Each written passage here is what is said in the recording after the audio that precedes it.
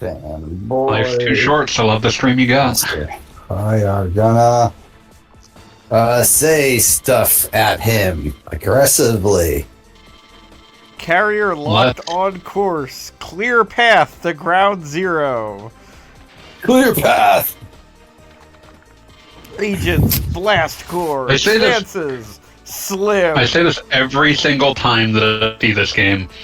There should be an entire genre of indie games that are just knockoffs of this. I mean, it is amazing that this game, with its absolutely perfect concept, has not been replicated in practically any way, up to and including, like, Blast Core, or, I don't know, some random rare game that, like, has, like, Donkey Kong doing it or something. I don't know.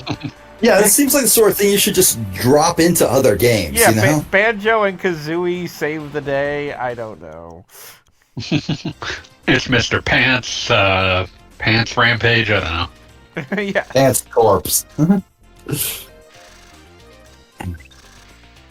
Alright, Are we all familiar with the It's Mr. Pants lore? I wasn't aware it had lore. So It's Mr. Pants, real-ass Game Boy Advance game that was created in part because originally it was meant to be Donkey Kong branded as Donkey Kong Coconut Crackers.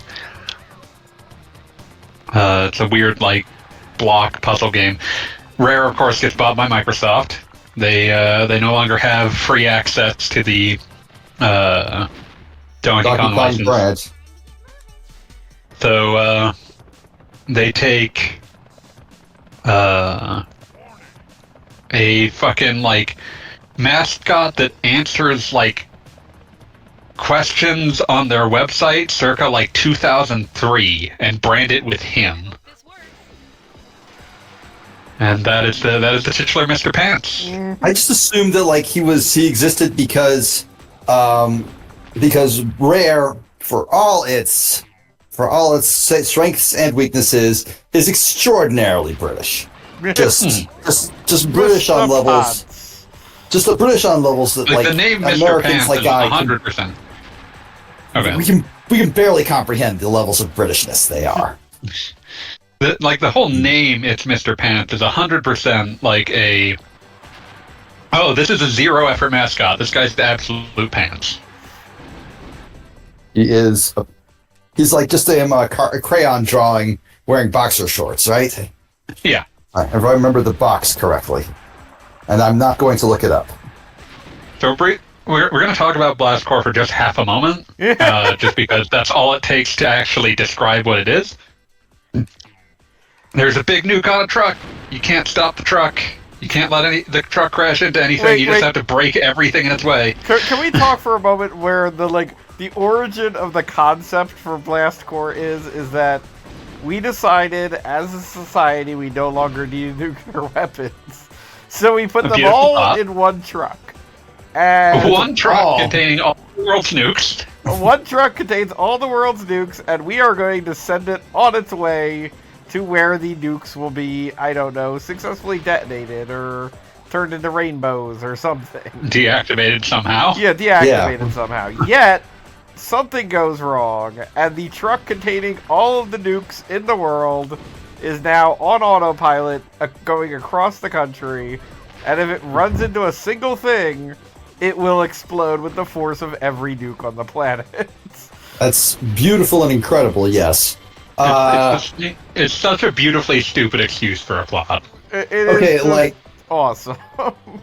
Here's my thoughts, and it's not a very big or important thought, but it is a thought. I mean, it's Blast Core, so it doesn't need a big important thought. You're getting money every time you do this. Every time you blow up anything, right? I don't know if you're necessarily getting money or if it's just tallying money.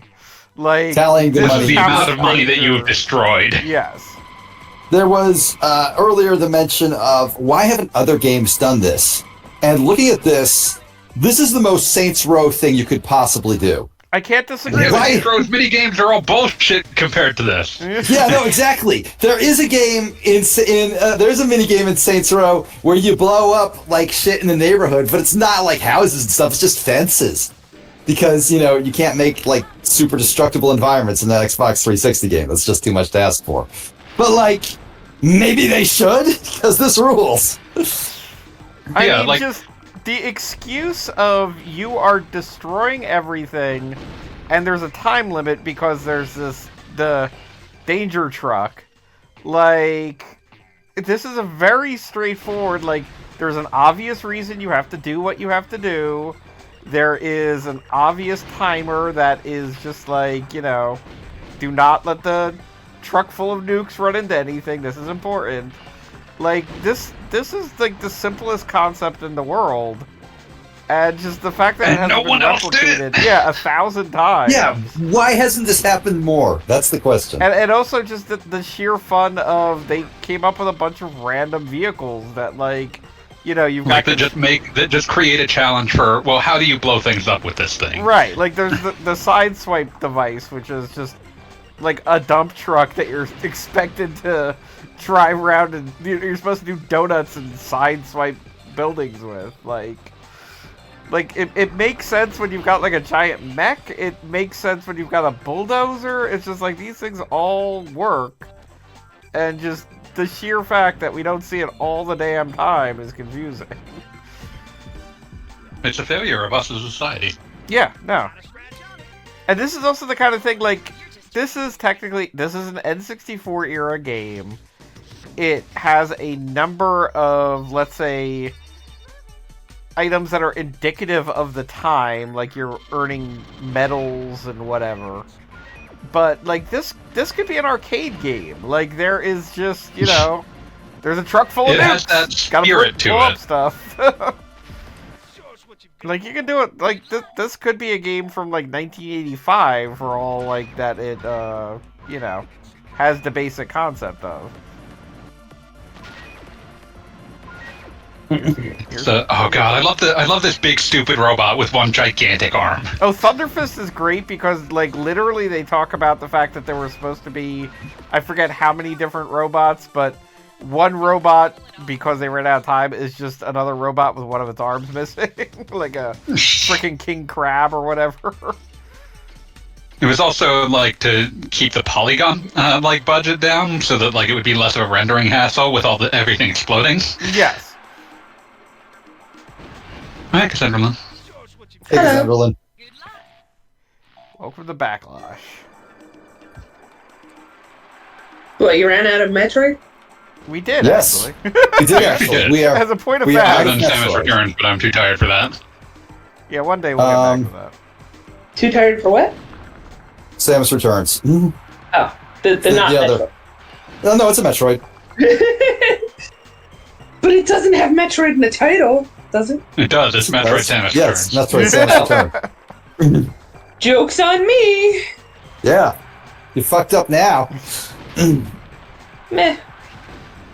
I've actually been playing 2 Metroids. I'm at the, like, very end game of Bloodstained, which the final boss. It's a great game, yeah, but I really dislike the final boss because I don't know how I'm supposed to damage it without getting hit. It's annoying. I only tried it like twice, and then I turned off the game. I got to end game like absolutely unbalancedly stupid powerful, so I just kind of obliterated it. Yeah, I had that problem, quote unquote. I'm pretty powerful, but like I also like decided, lol, I'm going for a luck-based build, and immediately started like getting everything I could that gave me like the most luck, so I could get all the doodads, and that may have hobbled me a little bit. And I mean, that'll help you later on because, like, certain shards, like the shards that increase your stats, when you get enough of them, they become passive. You no longer have to equip them, so you can do really crazy shit. That's pretty cool, but you know, I'm not at that level yet. That would be a lot more grinding than that would be a lot more grinding I haven't had time to do. And I've also been playing. Hold on, I have the name. The game Nodal told us about the other night. You were there, fanboy. Void Zero or something, right? Soft Vision Reset. That's it. Soft Vision Reset. Yeah. Dumb name. Actually, a really cool game as far as Metroids go. I believe that. Metal's usually pretty good about that.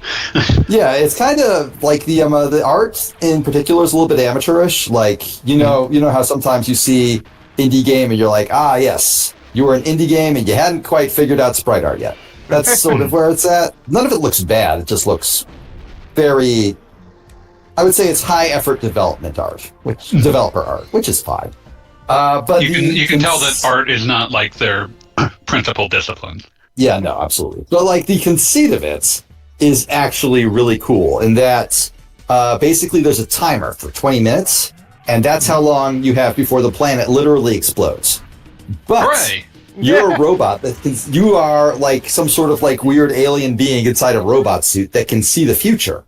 So everything you're actually doing is the timelines where you were messing around.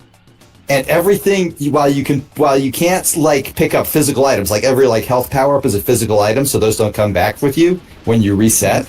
But all of the upgrades are just code, which is something you can learn. So anytime you pick up an upgrade like of that sort, it sticks with you. And that means, yeah, and like it's also Majora's Mask-ish. Yeah, kind of, but like it also like it carries over. It's not just the shit that like your robot remembers, like the code for her upgrades. It's also the shit you, the player, remember. Like there's one room where there's like 5 pits, and all of them are just dead ends. All of them are just soft locks. You can use the rewind function to like rewind out of them. But because you know which one is the correct one, you'll always get it from now on. It's that sort of thing. And like the sequence in which you turn on things affects where you can go, like in that 20-minute run. And like you'll never actually let the clock run all the way down to 20 minutes. You'll find like the 8 things you want, save, and then restart to the beginning. You know, just like Majora's Mask. But it's like it's a run-based Metroidvania. Yeah, it's a run-based Metroidvania, and it's really cool. I'm really enjoying it. So I'm glad that exists. I'll pass that along to Noodle. I'm sure he'll be happy. I did pass along to him. I said, hey, great call on that. I have no idea how I got it since he asked me about it since I already owned it. But yeah, no, it's good. I'm glad I'm playing it. I've also been fucking around with Sonic Adventure. Not Adventure, Generations. And that's a good Sonic game. I can't believe you're doing that before Sonic and Shadow Generations. Just in time for the next Shadow Generation. That's such a fucking like I know why they're doing it. They got Sonic 3, the movie 3 to promote, which is heavily Shadow centric. So catch everybody up. I mean, it feels like if I'm wrong, the last time Shadow was really featured in a game was like Sonic 2006, right? He got a DLC pack in Forces, which was the first time he was playable since 2006. Yes, I forgot about that, where you learn about the origins of whatever that wiener was named. Yeah. Like Infinite. And I kind of love that Infinite was just some loser who found a cool rock and decided he was going to be a big shot.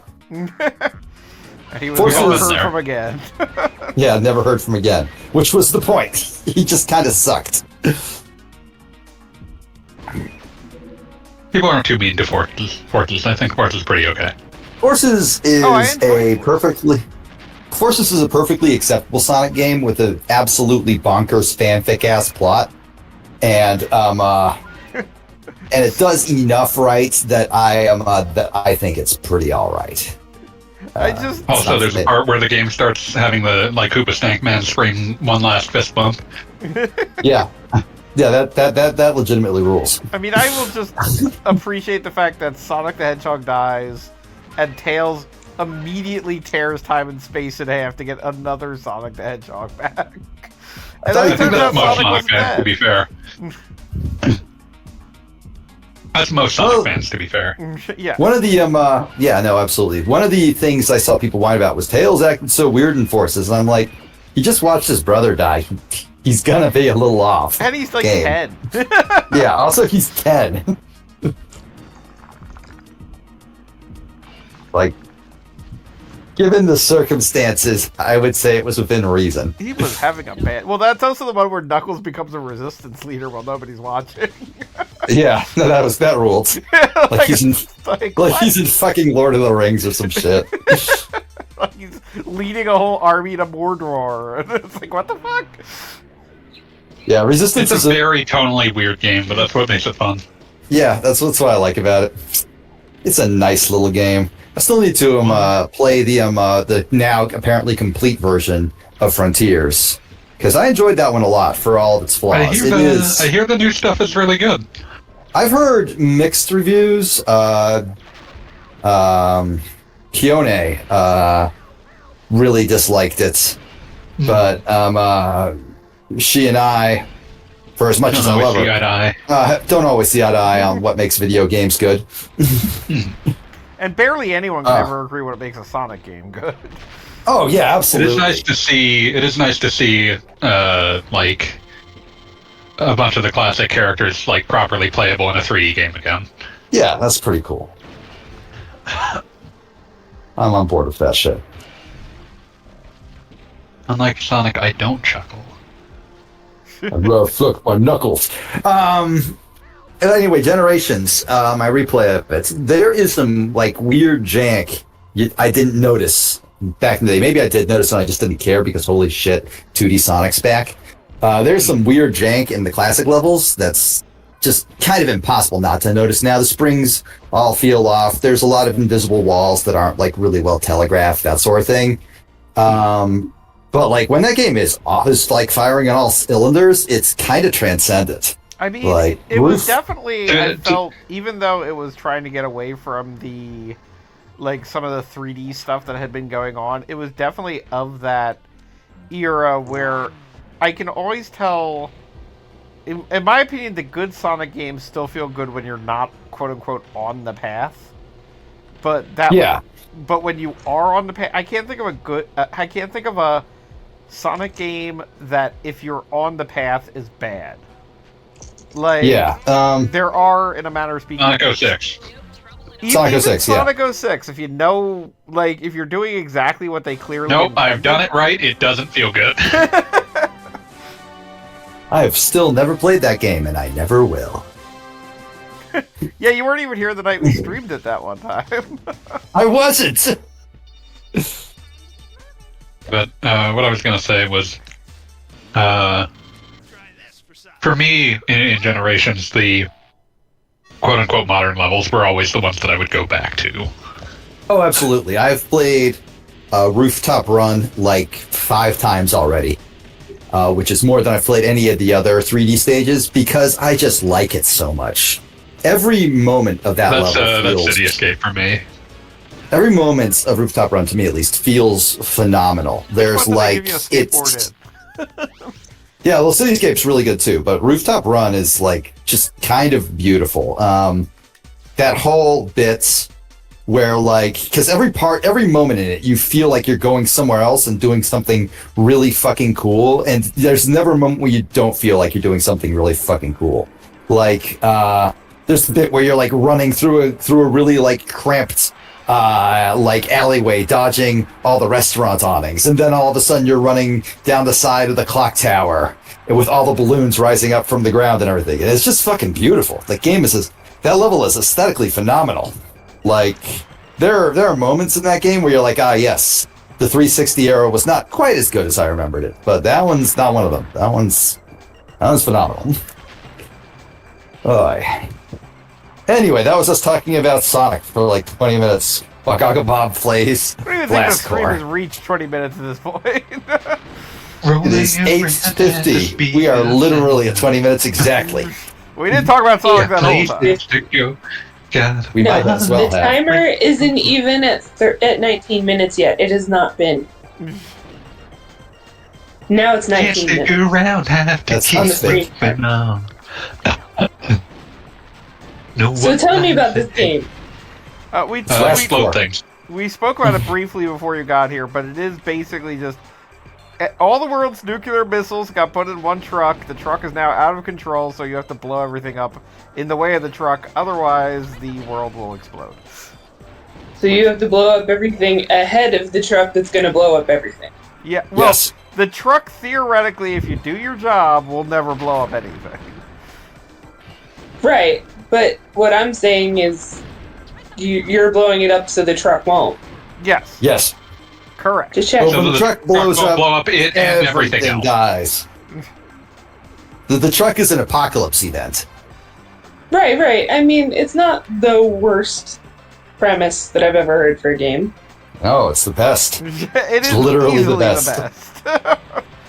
It is the ideal premise for any and all video games. You are terrible with this dump truck, though. Yeah, no, I hate this thing.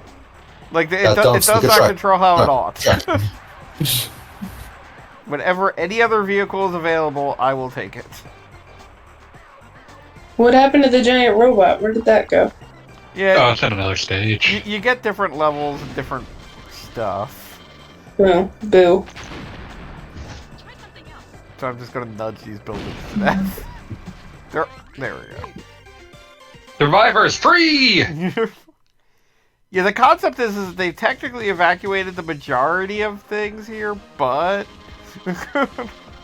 Everything that might be on the path. Yes, but unfortunately there are a number of, people... People apparently stuck in buildings because blowing up the building freed them.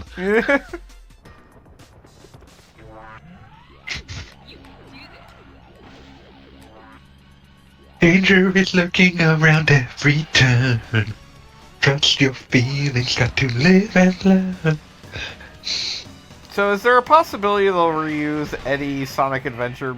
Oh, I let the world explode. Any Sonic Adventure music for the movies? I hope. They haven't yet.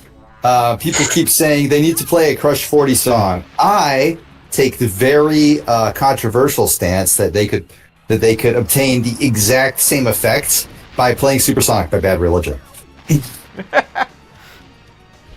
What if instead they play that Zebrahead cover of the Sonic 06 theme? Any Zebrahead song would also work.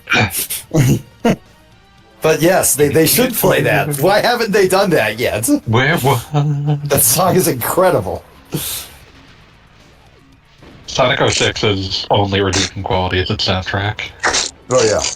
No, just a very bad, very ugly game in every regard, but damn. But damn. It plays the hits. Banger music. Also, it created Sonic Man, so that's kind of okay as well. Yeah, we need Sonic Man in our life. Put Sonic Man in the Knuckles show. Did they? No, I'm saying they should. I absolutely believe they would.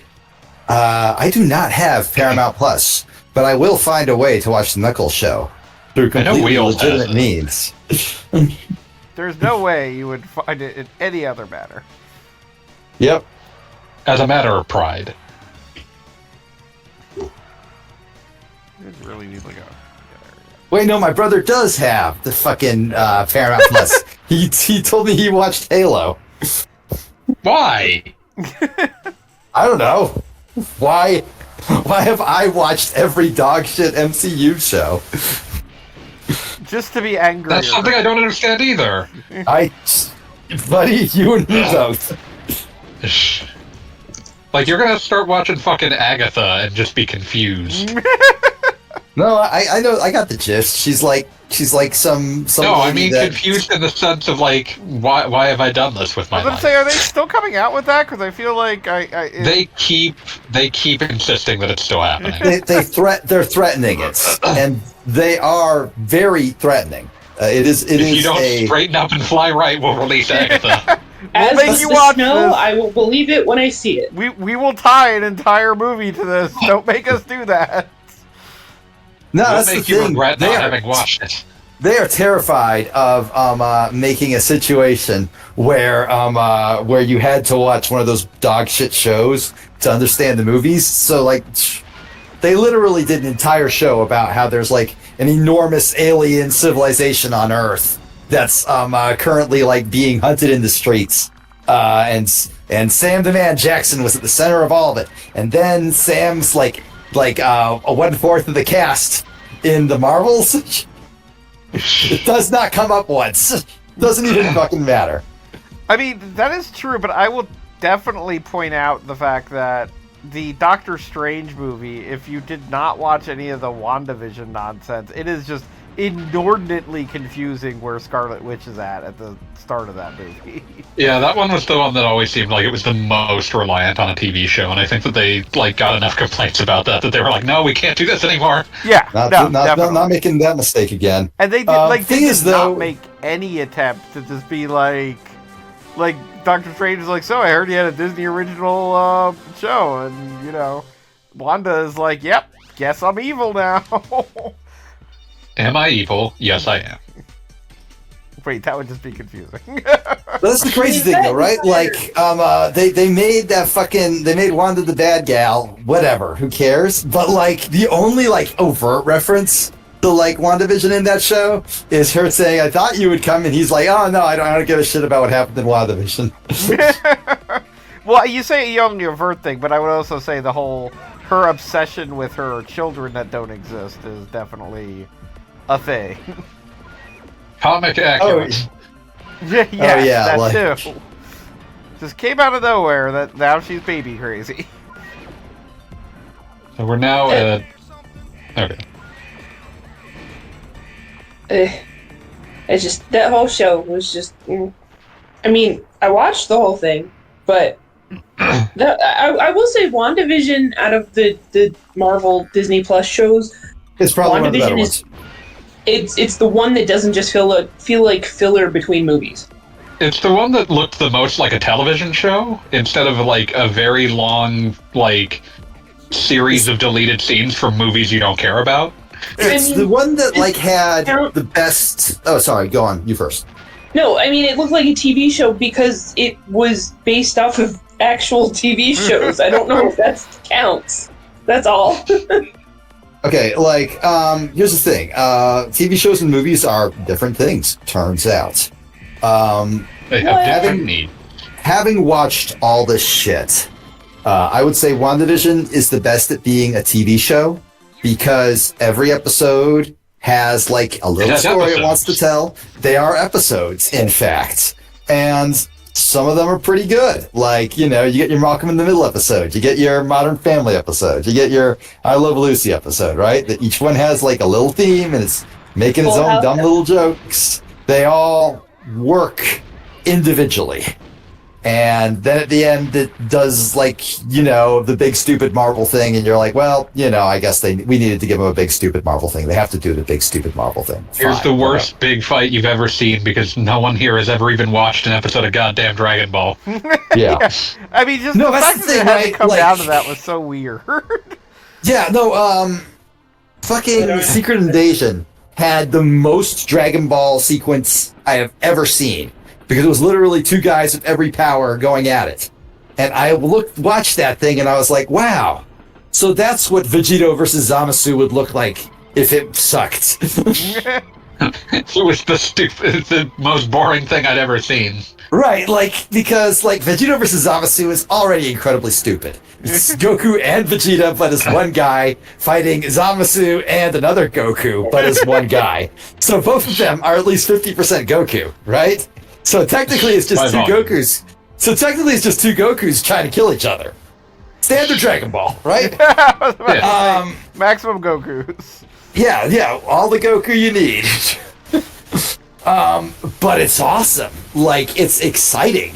They keep they keep being big swerves in who's winning and who's losing. At one point when they talk at each other, you can just tell, these guys fucking hate each other. The big finale of Secret Invasion was two guys who are both the Hulk and every other guy. But you don't need every other guy. I'm fucking Super Skrull or whatever. Yeah, you have the Hulk. You don't need all those other guys. What are you doing? Like, there shows like a list of like all the guys in there, and one of them is Captain America. And I'm like, buddy, you have the Hulk. I don't know what you're doing. But now he's slightly better at leadership. It's called Professor Hulk.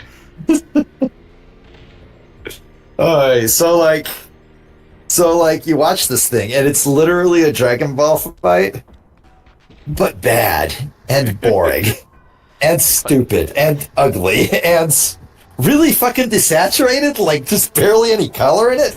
Well, that's because it would cost more if there was more color. Color grading alone would bankrupt us. I'm not sure that's true. Well, no, I think it's 100%. Like, my favorite thing in everybody, particularly when, Infinity War Endgame came out, and, like, there was a lot of people, like, talking about that it was the best movie that ever came out or whatever the hell. Because, I mean, that's inevitable when a Marvel movie comes out. But I will never stop complaining. Well, it used to be inevitable anyway. Yeah, but I will never stop that ship complaining has sailed. about the fact that they have that whole scene with the Hulk and an Iron Man using the Infinity Gauntlet, and then Thanos shows up for no reason. But when they're doing everything about bringing everybody back to life, it is clearly daytime. And then Thanos shows up for the big battle, and for some reason it's night now. And everybody's running around, and it's like it's the surface of the moon suddenly, because it's easier to do that. It needs to be dark to make the shot compositing easier. Yeah, exactly. Yeah, like exactly. There's 30,000 random heroes running around, so we need this to be dark. And it was just like, that one detail didn't really bother me that much, but like, the fact all the movies look so grimy at this point is a big problem. See, I never thought they looked grimy. I thought they looked too clean, too sanitized. It's weird. Yeah, we're using different forms of grimy. Fair enough then. My apologies. I don't know. It's like, I'm not going to say that I haven't enjoyed Marvel movies, because in fact I have enjoyed Marvel movies quite a bit. Some of them are fun. but like, I don't know. I feel like they outstayed their welcome, I guess. I mean, they had a formula, and for a while that formula was actually pretty cool. Now we're kind of done. We kind of like want to see some other formula, but no, they're locked in. They're moving a single fucking inch. What I'm about to say is definitely insulting to the people who make these movies, and I only mean it in a sort of exaggerated way, to be clear.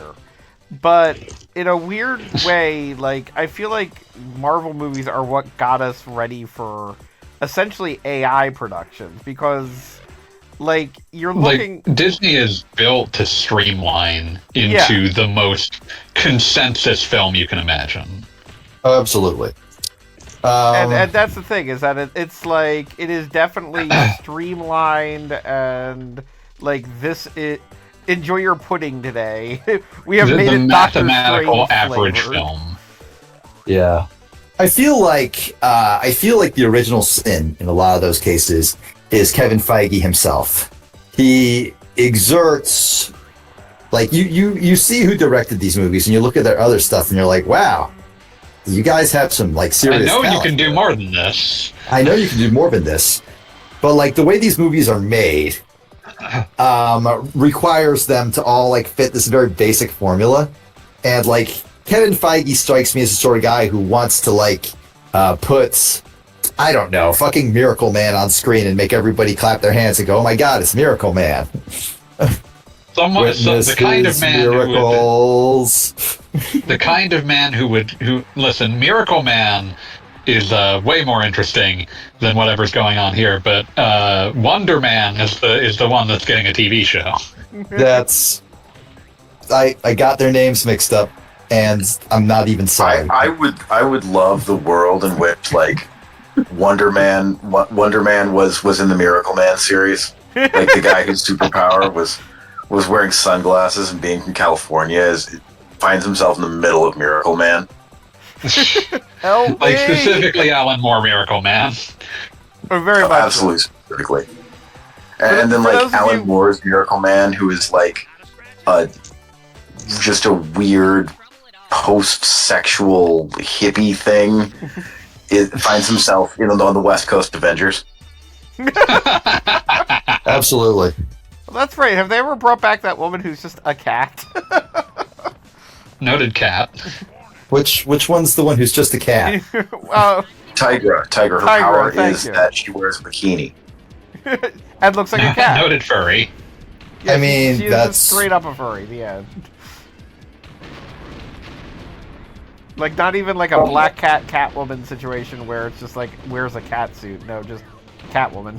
Like literal Catwoman. A Thundercat. Yeah, a Thundercat. Maybe. Let's be real. Fast. It's the year 2024. The world is ready for a Catgirl in a Marvel show. Yeah, I feel like Marvel has been like what's her power? Oh, she felt John Byrne with a nameless sexual longing. Okay, that's like That longing has a 90% name. of It's the called X-Men. furries.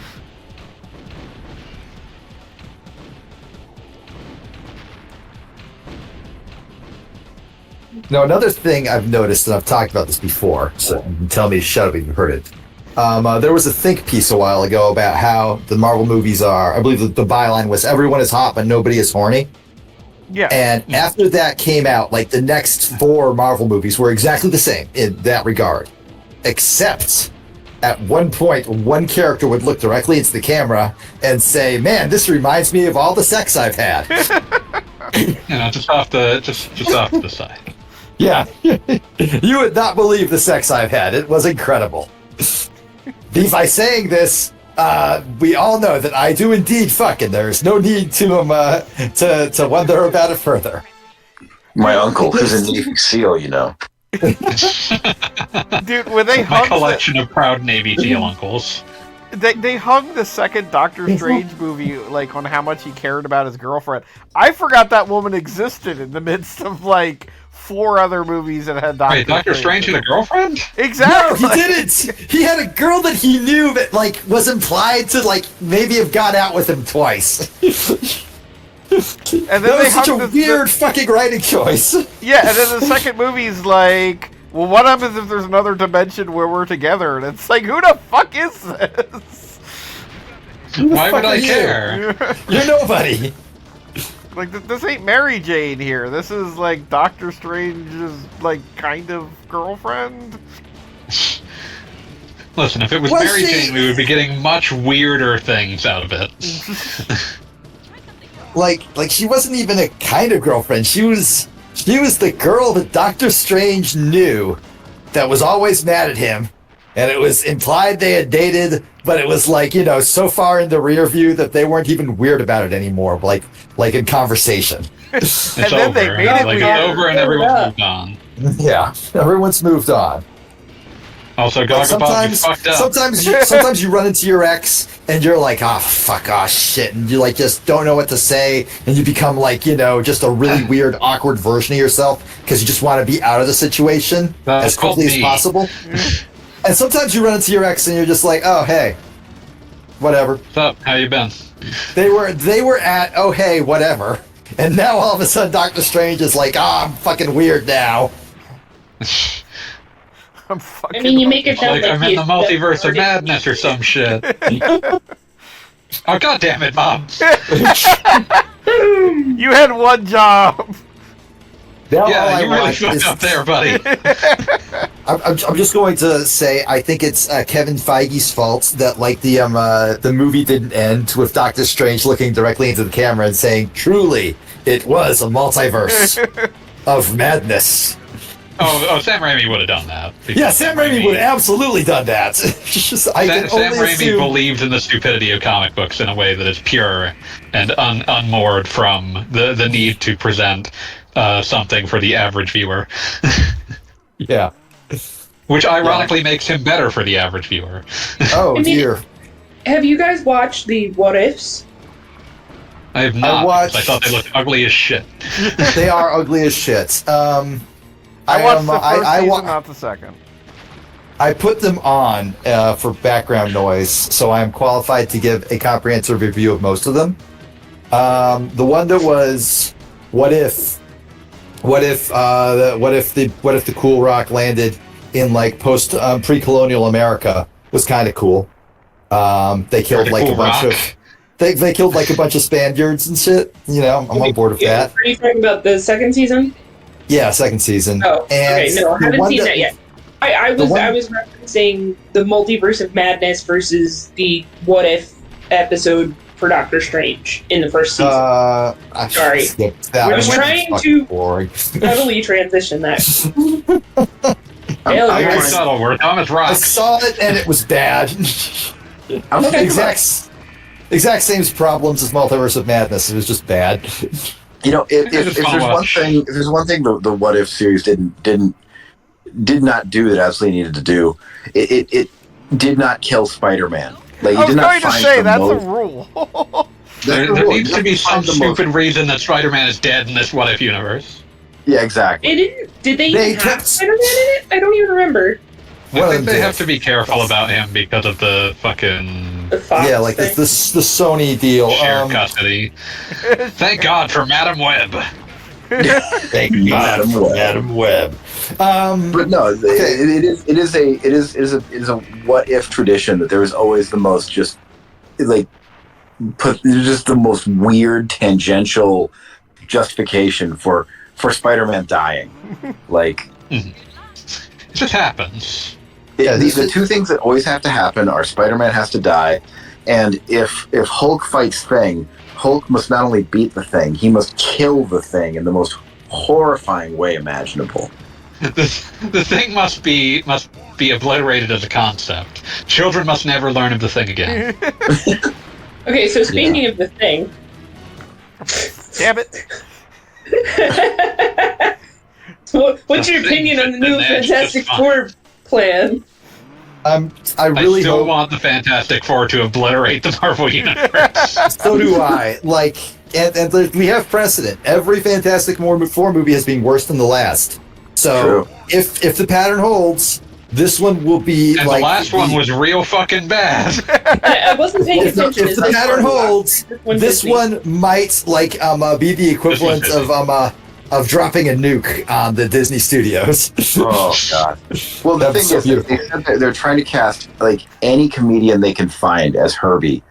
My buddy Harpo like immediately said they have to cast Cat Williams as Herbie. Like, and it's brilliant. Like they need to cast Cat Williams as Herbie. I want the entire thing to actually be an adaptation of that episode of the Fantastic Four cartoon where, like, Magneto's spirit is broken at the notion of a wooden gun. A wooden gun! Well, with the advent not of even- 3D printing, he's got some real kickers coming. That's a problem. Like, the Everybody's entire so thing- full of plastics that Magneto can't do anything to them anymore. I would also accept the episode where Doctor Doom shows up and fucking Reed Richards just pretends to lose at something, so he'll leave. That would be an Fantastic Four amazing cartoons suck, introduction but there's like for Doom in the MC universe, where he's just so goddamn annoying. You need to like get him out of there. like that is like the one good, like those are the two good episodes of that cartoon. It's like fucking Magneto shows up and just is kind of is like doing very petty crimes, and eventually just like Reed Richards breaks his spirit by like brandishing a wooden gun at him, causing him to just assume, oh no, my mutant power is gone forever because I can't move this gun. Oh my goodness. Or the again this Doctor Doom episode where Doctor Doom is just like being really irritating, and then like Reed Richards just intentionally loses a game of chess or something, and Doctor Doom's like, "Duh, I'm done," and just leaves. That's what gets me is like the Fantastic Four falls to pieces anytime they try to make it be about like, oh, what the Fantastic Four is supposedly supposed to be about. Like, oh, they're a family, or oh, Reed The Richards first is family. the first family of superheroes, and like Reed Richards is the ultimate like ruthless genius. But no, what the Fantastic Four needs to be about is just a collection of the most wretched personalities you've ever heard tell of. Like, you need to have like Namor the Submariner showing up just to bang Sue Storm. Like that's the only reason he makes war upon the surface. And you need to have like villains with motivations so petty you can barely conceive of them. yeah, exactly. Like Namor is horny. Like Doctor Doom looks Just bad. wants a win. He just needs a win in his life. Dr. Yeah. Doom is just the guy who got mad at you in college and never stopped being mad. Like He was the guy who got mad at you for like cock blocking him with a girl you did not know existed. No, that is not Dr. Doom. I will tell you the exact personality of Dr. Doom. Dr. Doom, in college, got in a fight with Reed Richards about dubs versus subs in anime, And some of the other anime nerds said, yeah, no, I actually like dubs better than subs. And Dr. Doom has never stopped being mad about that everyone turned against him and betrayed him because they did not watch the same version of Fushigi Yugi that he watched. No, Meanwhile, you don't even remember what happened in Fushigi Yugi. Exactly. Yeah. Nobody does. Guy. My favorite Rec Arts anime misc memory of all time is basically Dr. Doom here, where I read a post that began, like we will all miss, poster name, and it's a tragedy. It's a tragedy that he died so young. However, his remarks about Chris's virginity, comma. However, I am getting the last word in this argument. It's like, A pettiness that cannot be stopped by the shield that is the grave. Exactly. It's like, no, sir. No, this is not settled. This will never be settled until I settled. We are not done. So, like, it's like I can just like see him like standing like alone in like a cloudy, drizzly day in front of like that dearly departed poster's tombstone. Just like tears streaming down his cheeks. He mutters, "I had such a good comeback, and you'll never read it." Oh my god! The idea of Dr. Doom as George Costanza. George Door is alive! Yes, I slept with your wife, Richards! Goodbye! Victor, my wife is invisible.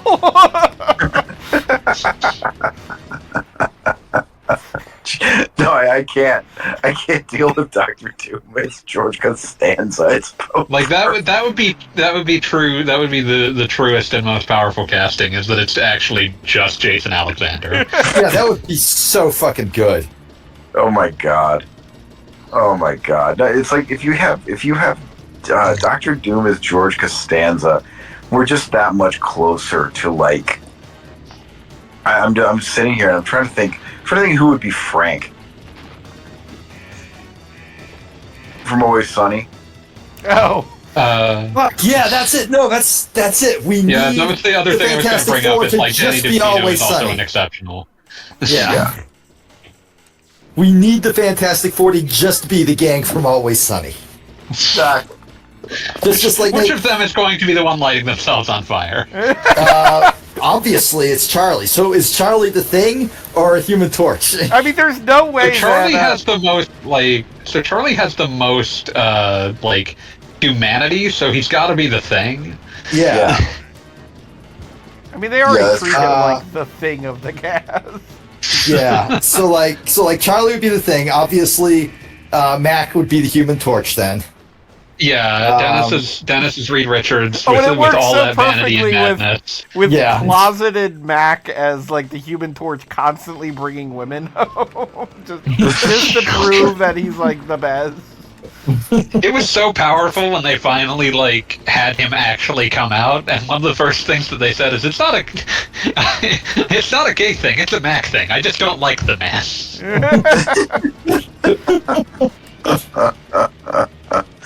God, I'm just. Yeah,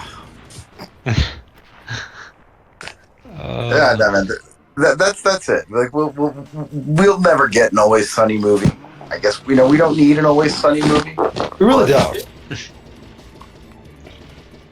Always Sunny works best in exactly 22 minutes. Yeah.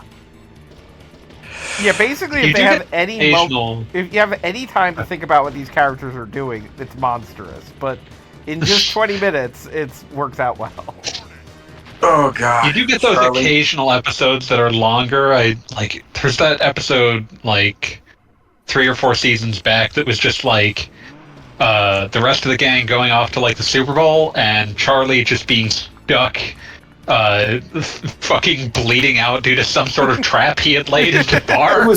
It was a bear trap, and his visions of I think Super Bowl champions, Eagles, told him told him how to get out of it. They were like, Charlie, we only know how to get out of it because you know how to get out of it. You just hold down the lever. And then, like, a second he takes his arm out of the bear trap, the eagles start losing again. And the eagles just look at him and go, you gotta put your arm back in the trap. That's the way it works. Oh my god! I'm sorry. I'm reading the lyrics to the Nightman as written by Charlie Kelly. They're all in hieroglyphic form. I love the episode. They're trying to cheer him up, and they read his like dream book and are trying to work out what any of it means. Yeah, they're like, it's just full of nonsense like worm hat and denim chicken. Worm hat was the best part of that. Worm hat. No. Oh my god, the Nightman cometh. It's just so They good. took you, Nightman, and you don't belong to them. Oh. They left me in a world of darkness without your sexy hand. And I miss you, Nightman. Sadly. Oh. I think my favorite actual song that was largely improvised by just Charlie Day being weird was the fucking award show episode song that just ends with, I don't need your trophies or your gold, I just want to tell you all to go fuck yourselves.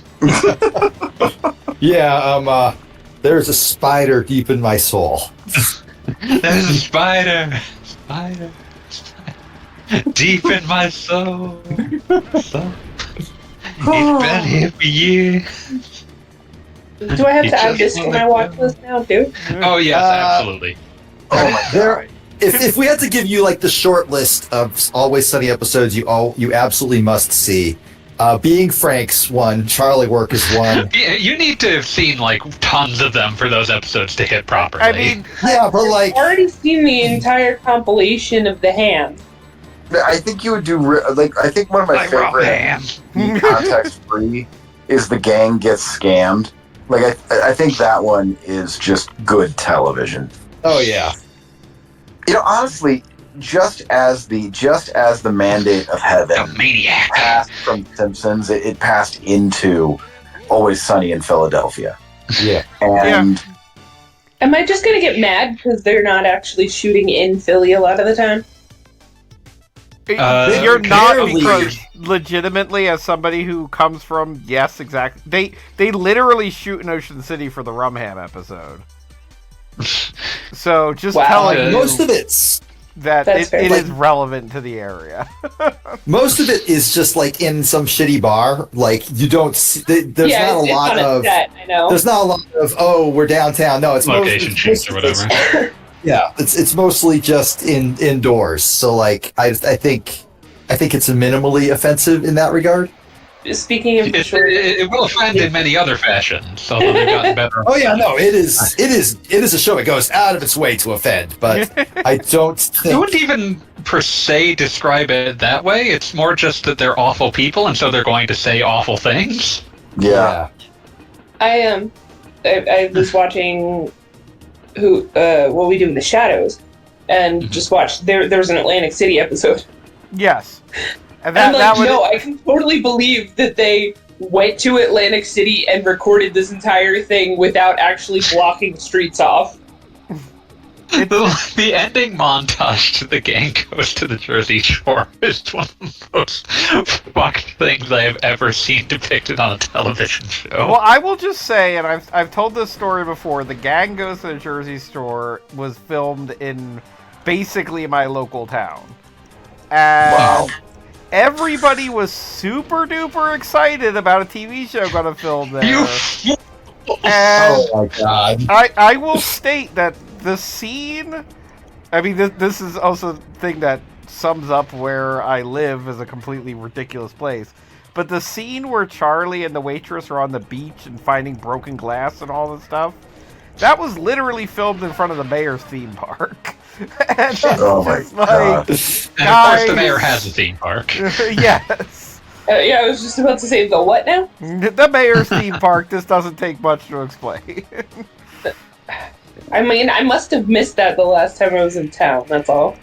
Yeah, no, it's a very Granted, it's been straightforward a few thing. years. But yeah, no, I'm surprised they didn't go to like Storybook Land or something. no. I mean, the mayor does have a theme park, so don't worry about it. Technically, I'm he had a not gonna theme lie, park when I- before So he was worried elected about it. mayor. When I'm I not first worried discovered about It's it. I'm Always just confused. When I first discovered It's Always Sunny, it took me a long ass time to realize that Mac was not, in fact, Haley Joel Osment. Sorry. Who was on an He episode gave him the of old ocular What We pat Do down, and Shadow. this is what happened. You know what's really cool though? Being alive. Depends on what day you ask. I think a lot about this R.I.P. Country Mac.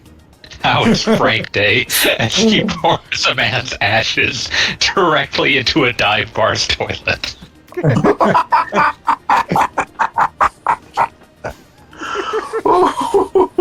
There's been one other episode that depicted one of the gang members having a day, and it's D-Day, and it's no longer available because it involves several characters getting into blackface because all of these characters are racist caricatures.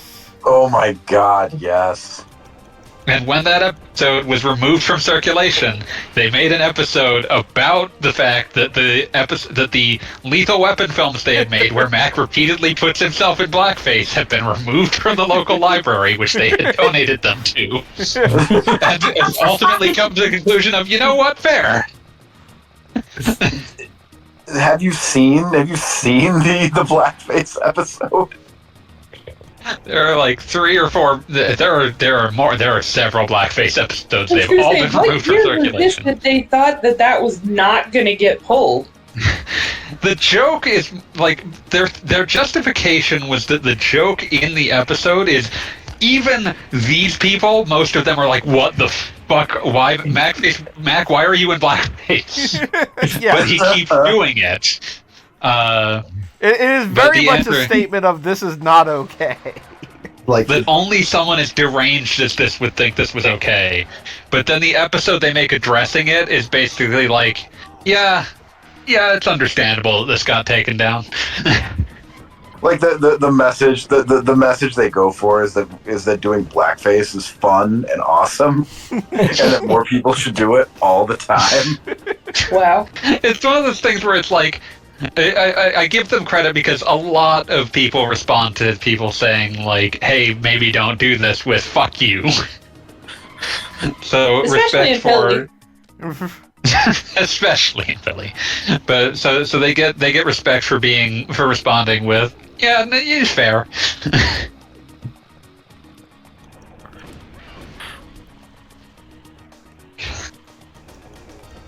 All right, I'll add that to the list. I just there's so many great episodes of that for such a long time. No live action sitcom on its like 17th season should be even remotely watchable at that point. yeah, no. Like there's- no any sitcom should be producing some of its best episodes in like season 12. There was There we are. the entire fucking episode that was just basically their version of Waiting for Godot, which is amazing. It's like, how do you even do that? Well, I can't tell you which season it was, but which was the season with the visit to the psychologist's office? Because that one is just... Oh god, that's that- like season 9 or so. You need Yeah. you need the establishment of seeing these characters first, but that was like just a perfect character study in exactly how these characters are crazy. I have to remove all of the I have to remove all the pens because Mac will just sort of stuck on them.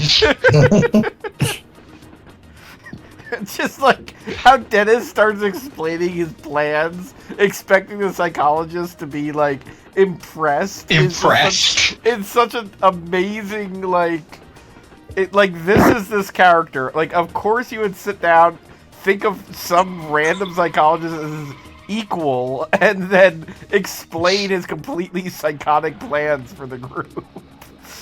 I think one of my favorites, if we're looking at like early episodes that don't need a great deal of context, one of my favorite early ones, just for how deranged it ends, and being one of the ones that just ends without any sort, like, there's so many good Always Sunny episodes that end with no resolution at all. They just stop. And one of my favorites is Mac looks like a serial killer.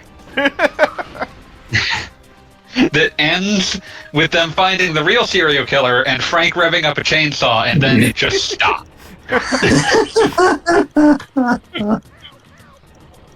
And for lower stakes ones that, again, it just sort of stops. The Aluminum Monster versus Fatty Magoo. Yes. Which is like just any Cricket episode. Oh, Cricket! Anything with Cricket is incredible. Cricket's like slow motion downfall. Eventually, they have to stop abusing him because it makes the makeup they have to put on Hornsby prohibitive. I was going to say, like, the joke of it is that they kind of couldn't go any further at a certain point. Yeah, like right around, I think the gang squashes their beefs where he gets caught in like an apartment fire and like gets horrendously burned, is around the point where they have to stop doing horrible physical things to him because it's making it impossible.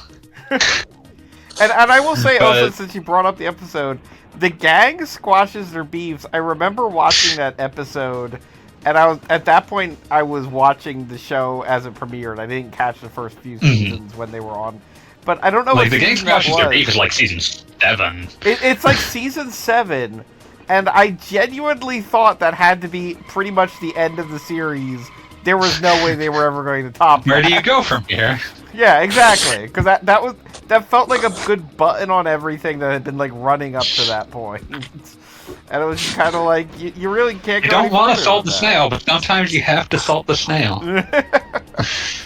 Just the idea of basically turning Thanksgiving into whatever that was. Oh no! I'm a big fan of just like every time. The gang squashes their beefs is the finale of season 9.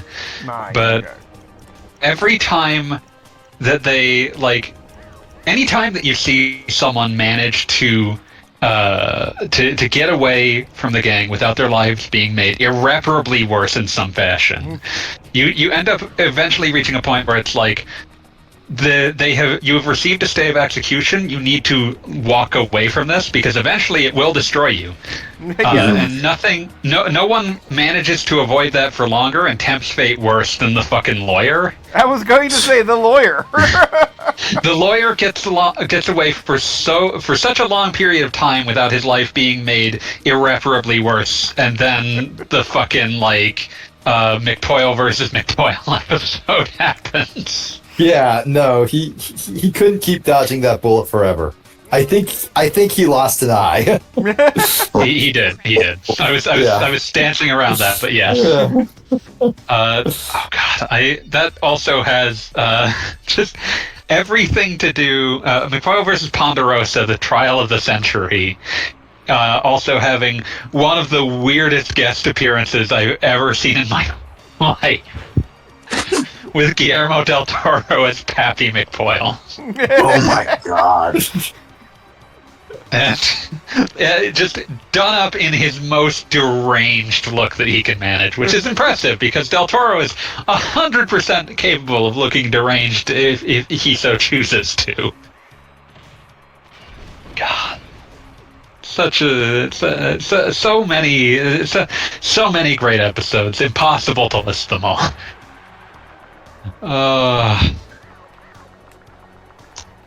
This man misrepresented his talents to me. I'm not fluent, but I do speak a bit of pidgin. Also, just one random episode that just works for the framing device was the entire confessional episode where how Mac got fat. Oh, how Mac got fat, which I love that, like, that was them making something out of an episode that they fucking killed. Like, they got partway through filming it and were like, this isn't turning out the way we wanted it to, this isn't working, this episode isn't working. And so Rob McElhenney is like, oh, I'm going to get fat for the next season, and we will recut this into that. Oh, that's so good. I found this trash bag full of burritos. Or whatever it was. Rob McElhenney getting fat for, like... That was just so good. Just for the sake of that, oh god, now I'm thinking of like all-time great like Dennis and Mac episodes. I don't think anything tops Mac and Dennis Move to the Suburbs. Oh god, that one's so insane. Why didn't you say anything? I can hear it the whole time. Then why haven't you been saying anything? Because I hate you. I mean, that one is one of the most, like, obvious sitcom episodes where, you know, you have got two characters... Like, these two characters who are together all the time, and now they move in together. Yeah. And the joke is just, like, they're gonna act like a married couple. The end. Like, that is, like, a Lockhorn-style married couple. And, like, it could be just... straight up an episode of Married with Children, but it just it goes in a lovely direction. like it goes further and further until it's the dog bit. But you've been eating the dog. I think a lot about you ever been in a storm? A storm of fists come raining down on you. It's like Dennis is like just screaming at the random neighbor while like rapidly undressing for no reason. Yeah.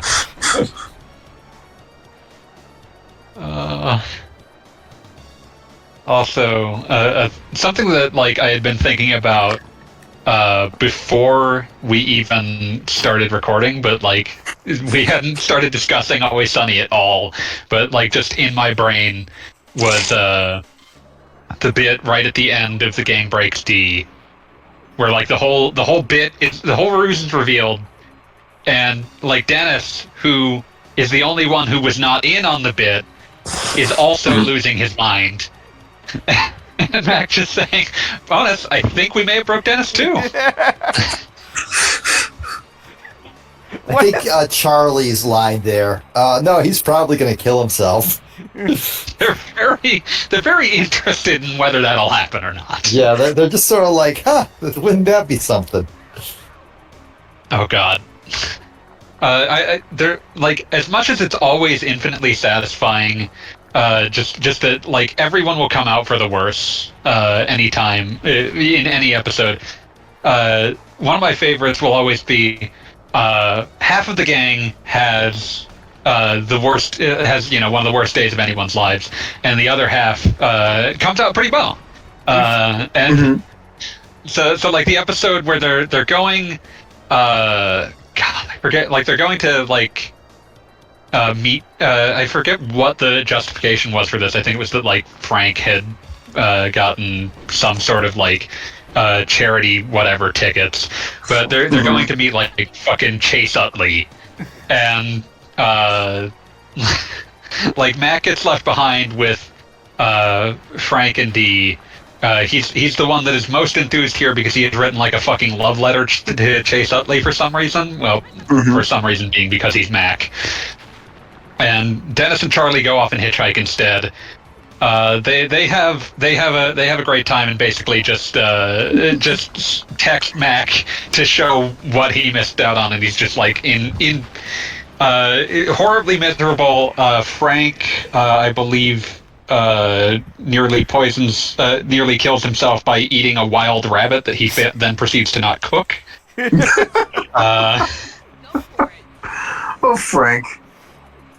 I love the concept of the character of Frank is that he is a successful businessman that has basically become feral. Like, he's a genius. Through a combination of, like, brain damage, dementia, and just general, like, a desire to live in filth. Yeah. Well, I think that's the beauty of Frank's character, is that he is still a canny businessman. Anytime they find themselves in a business situation, if Frank is there, he's gonna be like on his game. He will solve it. He's just not, as you said. He is also just a man in horrible decline, and I think it is great to show that, you know, it's a great gag about how business skills are not generalizable, you know. Mm-hmm. He has Frank, ability. I love that, like, the ultimatum was given post season 1 that we need to have that we need to have, like, you need some sort of person with star power on this show. Like, someone. And they, like, just sort of reach out and see if they can get DeVito. And that's what that ends up producing, like, a character that ultimately does the part of the dynamic that the show needed, which is not common for that sort of thing that you get forced on you. Yeah, that star power shows up as a manic troll. Deeply improved the show. Mm-hmm. The first season definitely has its moments. It's a little shaky in the way that first seasons are, but, like, once Danny DeVito joins, it just really takes off. Yeah, like, it really fills out the dynamic, because you need someone that it's, like, just competent enough, but also like that degree of competence leads to, like, a greater capacity for sleaze. Yes, 100%. He is an unstoppably sleazy character. I love it. Mm-hmm.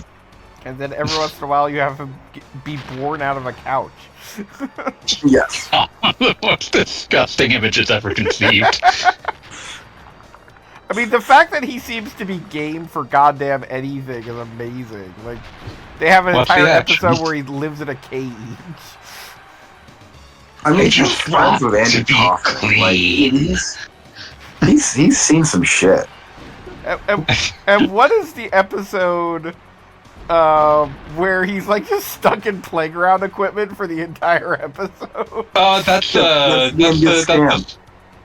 scam episode. The Maniac. Oh man, that handful of episodes that we got Roddy Piper in were beautiful. Oh my god. No, Roddy Piper is so perfect in that show. But just a huge fan of, there's gonna be kids here! Like, he's in his underwear, stuck in playground equipment, cannot get out, and just, like, yelling, really. And then the credits is just him, still there, bunch of kids playing on the playground, he's just stuck. Oh god, it's so good. That whole episode is brilliant. The Maniac, the soldier. I live on my own mountain where I'm a magical bean farmer. Oh my god. That's also the point where the running gag that the gang only has one tape that they just keep taping over finally reaches proper fruition, because there's enough bullshit crosstalk on the tape that you can see things like, "Vote me is right thing for Philadelphia, so do."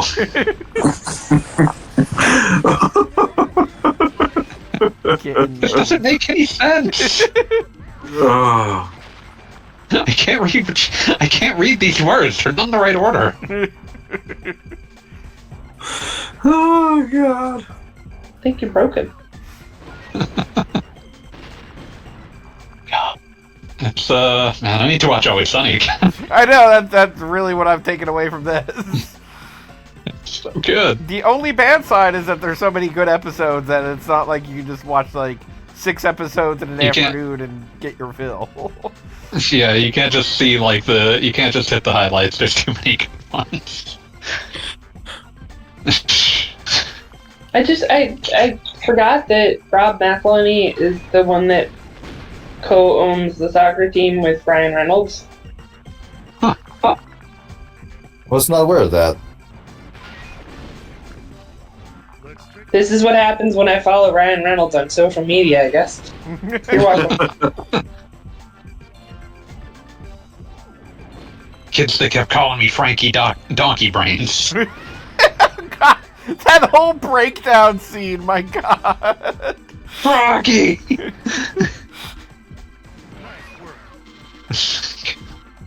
Are you a donkey-brained man?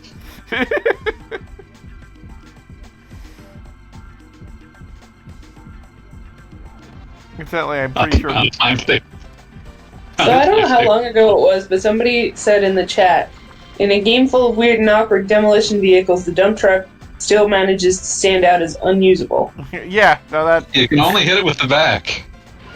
Yeah, and it is a absolutely the vehicle that you needed like one more button in this game because you need like a sort of brake to go into that spin. Like I can see another world where Give me a that controls handbrake. and it makes sense, but you just have forward and back. You don't really have like a brake to initiate the spin, and thus everything is terrible. It's very hard to get used to. I think it's Sideswipe?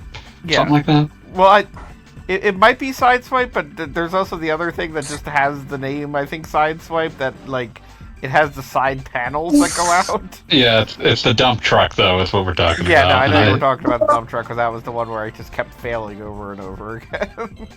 It was that and the rocket car that you were fucking up over and over Well, again. the rocket car was just a matter of, that was a level where there was, like, you had, like, 3 seconds of wiggle room at the beginning. And just, it was difficult. But I Thinking just of, got like, other- promoted to a higher level of blast core. I'm an Congratulations. expert destroyer.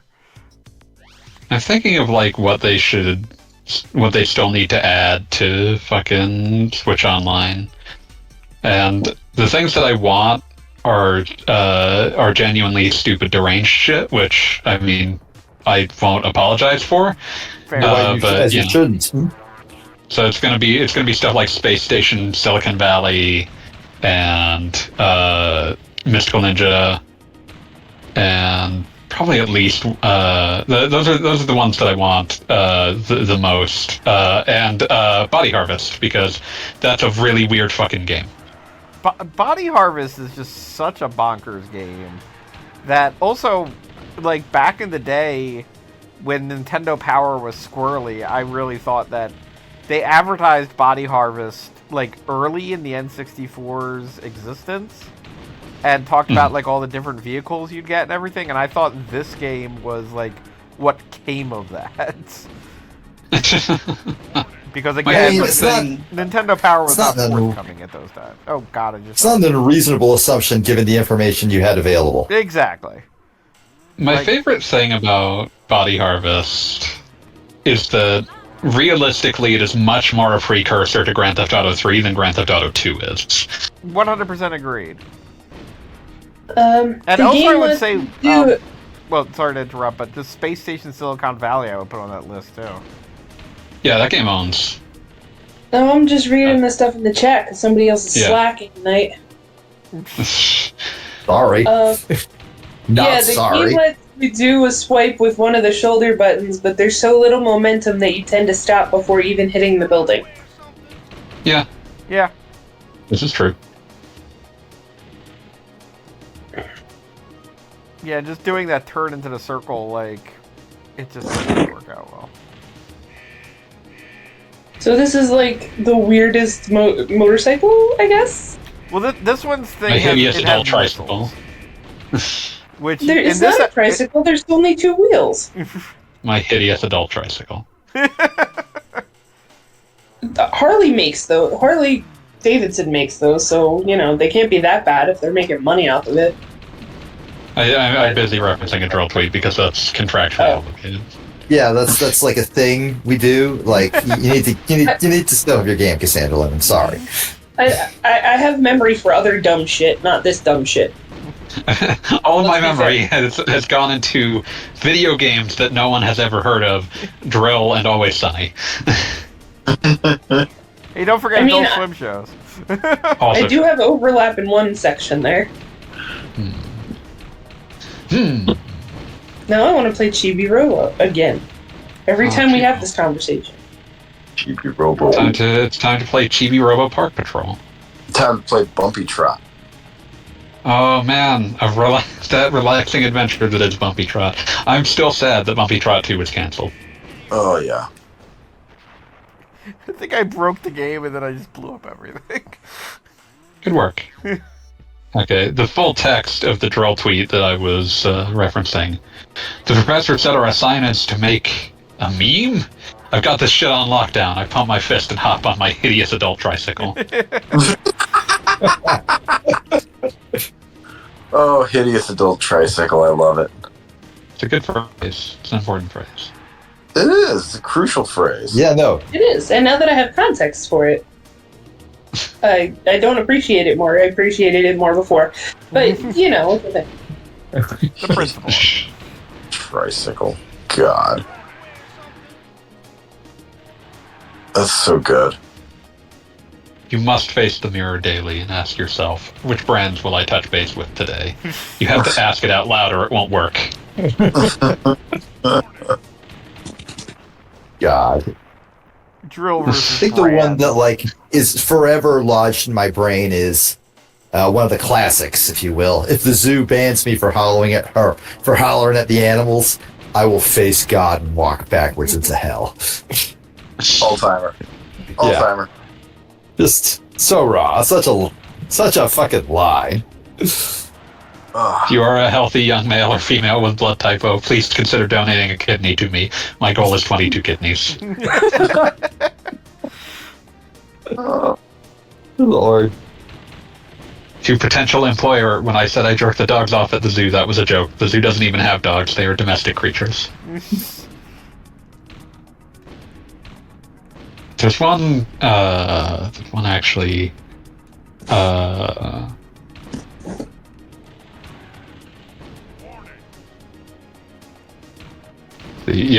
this one that's been floating in my head recently.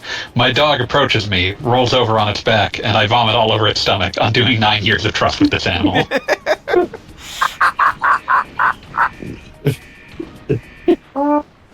I mean, 9 years of trust. Good Lord.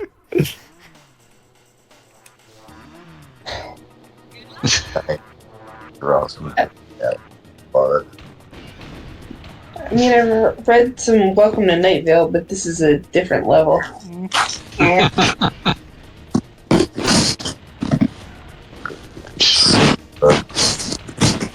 Hello? Hello.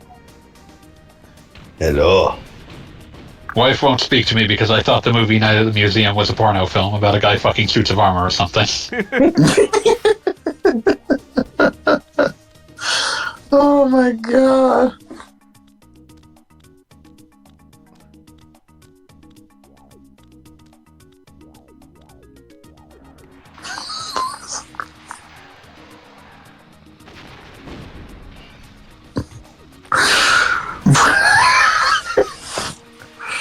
I feel like I missed the joke. As do I. Oh, I It's can't fine. do here. This is gonna be hell. So it's strange that a number of Blast Core levels are basically, we know this sucks, we see how it sucks, and we're going to build a level around how much this sucks. You must live with this. It's like you think you know suffering. If you suffered as I have suffered. And you drink of the cup I drink of?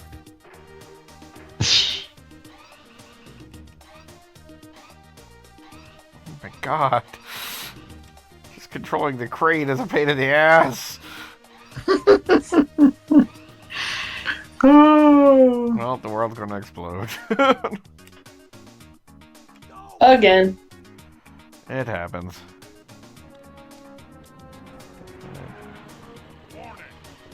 no, I can't do that because then they'll explode too quickly.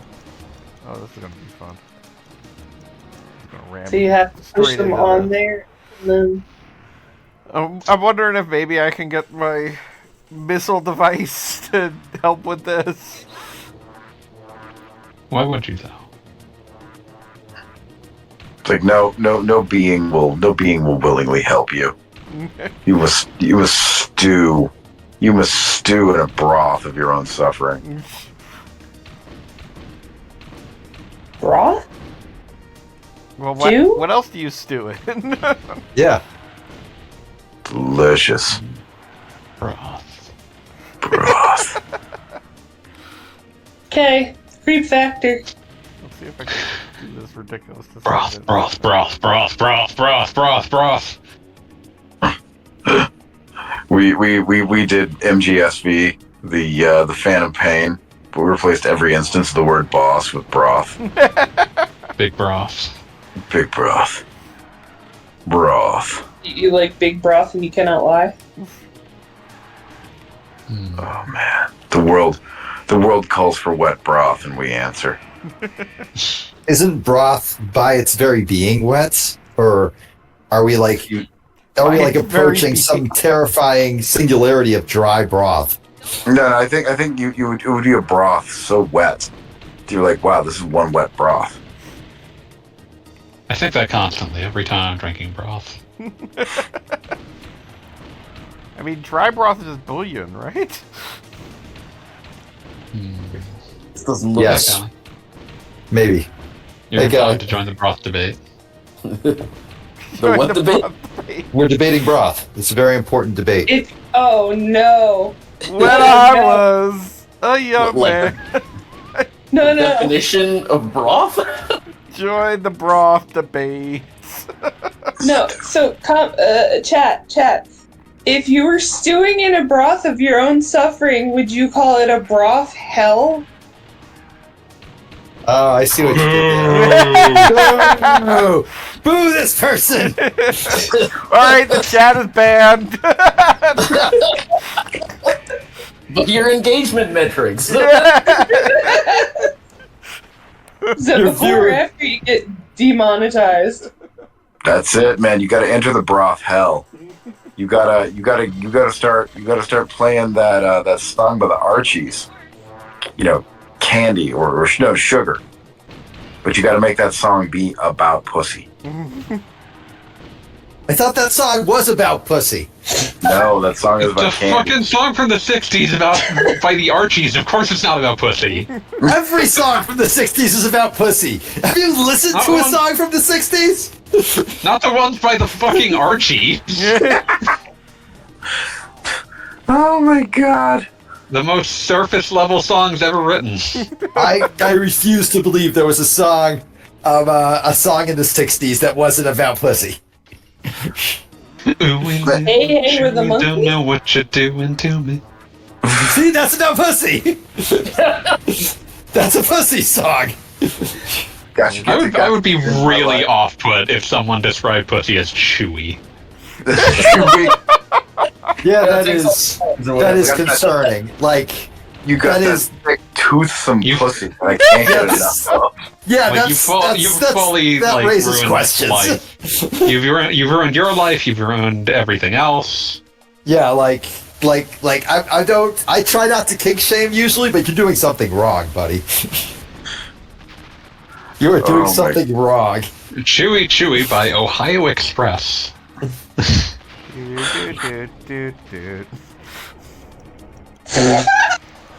I'm That was sorry. I'm imagining. Now I'm imagining someone like I'm trying to imagine the worst like possible praise to utter to be like I don't know, man. It's like it's so close, but to say that someone's bush was so natural that eating it cured your scurvy. I don't know. It's not quite there. That might be the worst thing I've ever heard in my life. I hate that. That's bad, but I have heard worse.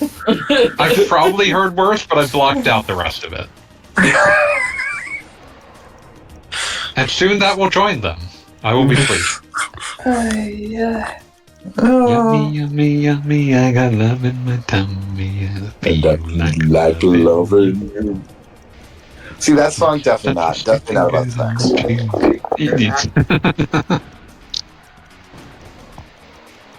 This went to a weird place. This has long since gone to a weird place. We're taking it back to Always Sunny, which is weird but different. Weird, but Weird, but somehow based in reality. Oh, not at all. Not even slightly. In that it is a television show that exists. Yeah, Philadelphia isn't a real place. We all know that. That is true. Mythical. It's a magical land. It's like Canada. Death Road to Canada. 1,000,000 times vengeance on the bastard Canada. Canadiana. 1,000,000 times. My girlfriend who lives in Canada? No, she's real. Canada isn't real, but she is. She actually lives in Ohio. She takes the Ohio Express. It's fucked up that we have a meme state now. Like, that is kind of a fucked up thing to happen. And it's more fucked up that it's not Florida. And I say this as a absolute Florida man. As Florida man as they come. Maybe it's one of those things where like Florida is too terrifying to have been made up. Yeah, no, like we can't even joke about it. I mean, I hate to say it, but I do feel like after all the DeSantis nonsense that giving Florida any extra attention is just rewarding the wrong kind of behavior. For the record, since we are on a stream that is currently live and will eventually go on Goggle Bob's YouTube, fuck DeSantis. It'll be so cool when he dies. That'll be nice. This would be shocking if you didn't say this once a week. Exactly. I'll be right back. Feel like a Bobblegog.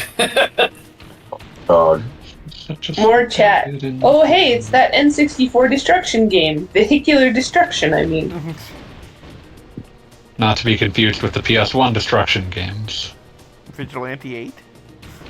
That also came out on N64. Oh, my bad. I was thinking of Destruction Derby, that game that only existed in the collective collections of everyone's cousins. It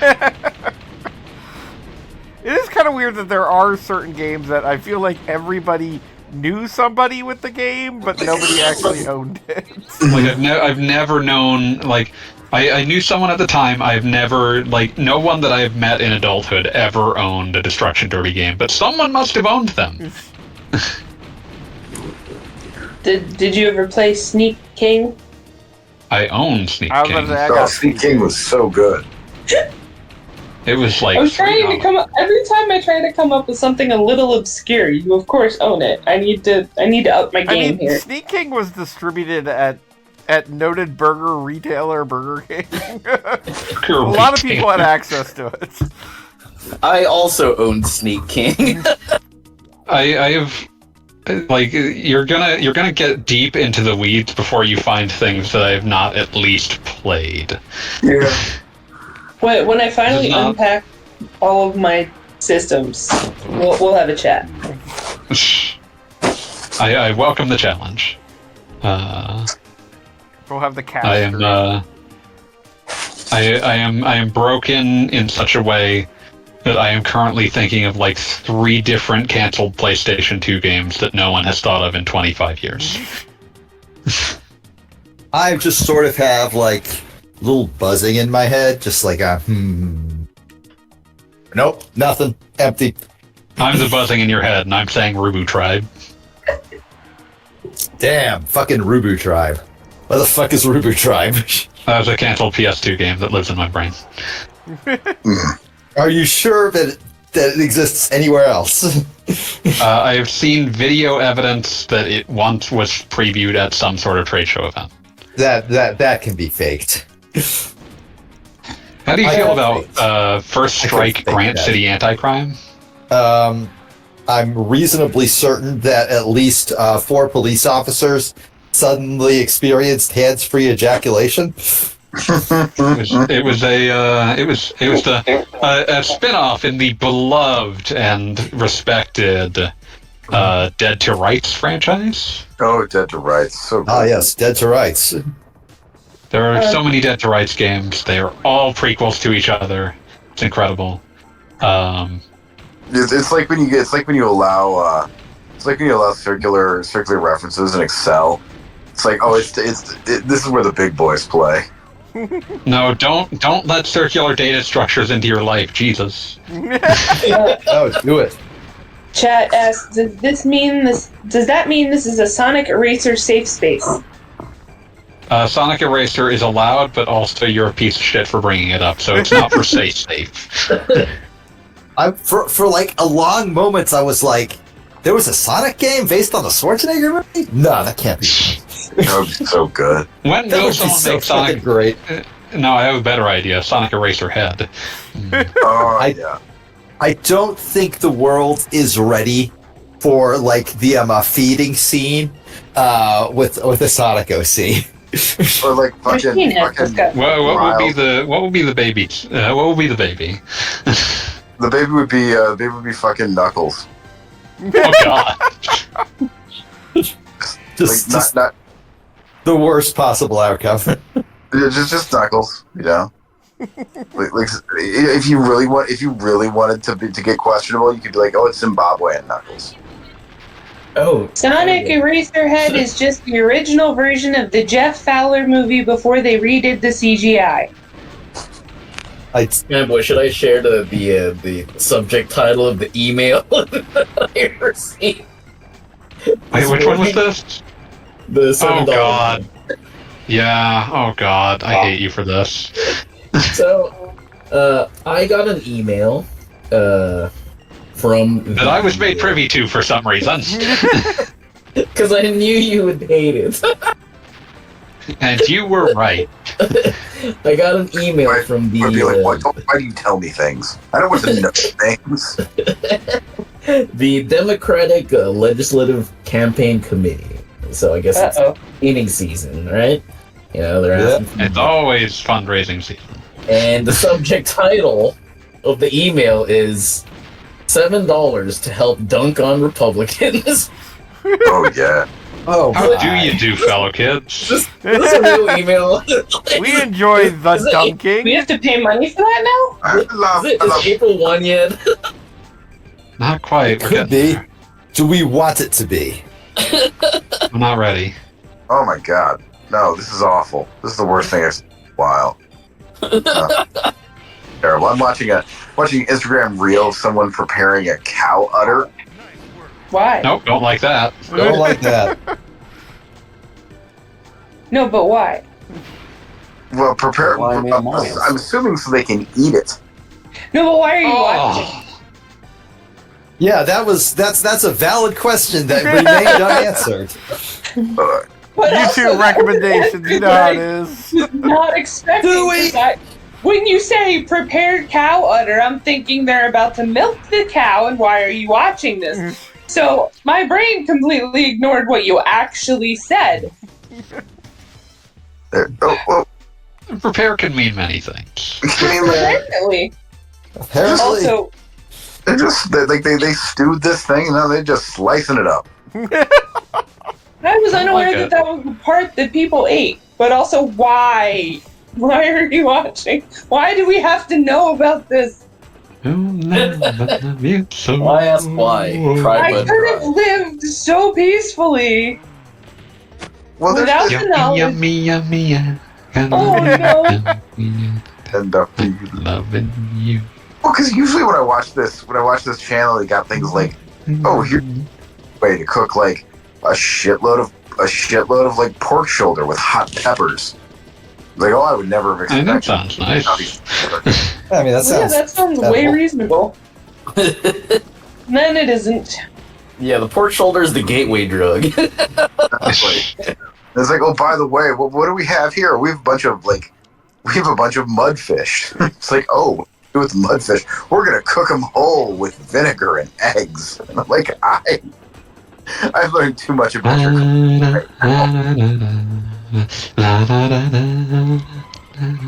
Now they're just throwing organs onto hot charcoal. This channel is I don't like trying it. harm myself. Yeah, you should stop this. Love yourself. Yeah, you have Too much. Glad have that I things- spend my time you have on things in your life to strive towards. Yeah, exactly. other parts of the internet. Okay, now I'm on a page where a guy is assembling bowls of soup for Chinese street food. He moves very quickly. Yeah, You got to move quickly when you're making street food. Speed is of the essence. Yeah, I have nothing but respect for The people who loving that produce you're street giving food. is what keeps me living. I mean, anytime I've been, I am a computer guy by trade. I have never worked in a restaurant in any capacity. I have. I'm sure you have. Johnny Rocket. Except for the, I'm backstage setting up a register system or something that makes the guy who makes the pizza see the pizza on the screen type of stuff. Anytime I'm backstage at a restaurant or in a kitchen, it just seems like the most uncomfortable place to be in existence, because it's likely 120 degrees. You have 3 feet worth of room, and there are 7 people back there. And as somebody from the outside who only has to deal with it for an hour, it seems like the worst place in the universe. I can't imagine all of that, and you're also just in a truck.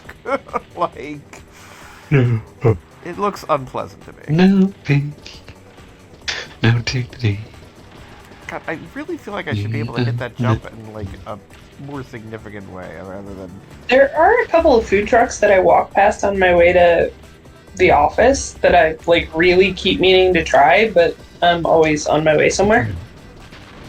Now that you say that. This is the downside of going to the office. Right? You actually are going to the office. Yeah, and then by the time I'm heading home, they're all gone for the day.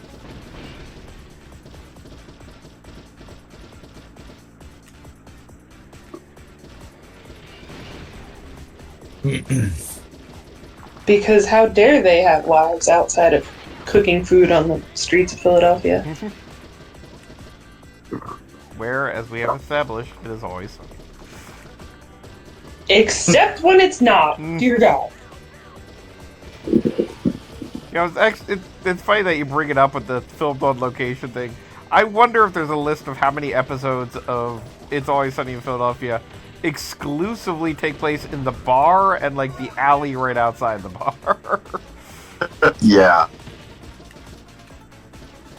Well, the next time you watch, I'll start writing this down. I'll create a I'm sure it's spreadsheet. already on the internet somewhere. Yeah, number of episodes where they leave the bar.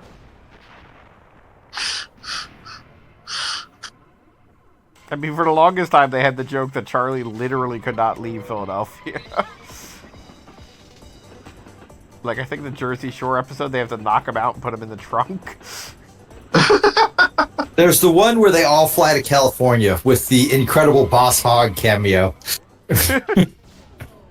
Stop them Duke boys from foiling my crooked Hazard County schemes!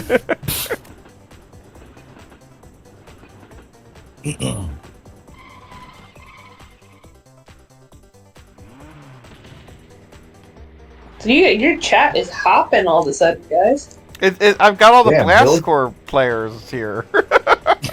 Blast Core Nation, rise up. Pillars of the Blast Core community.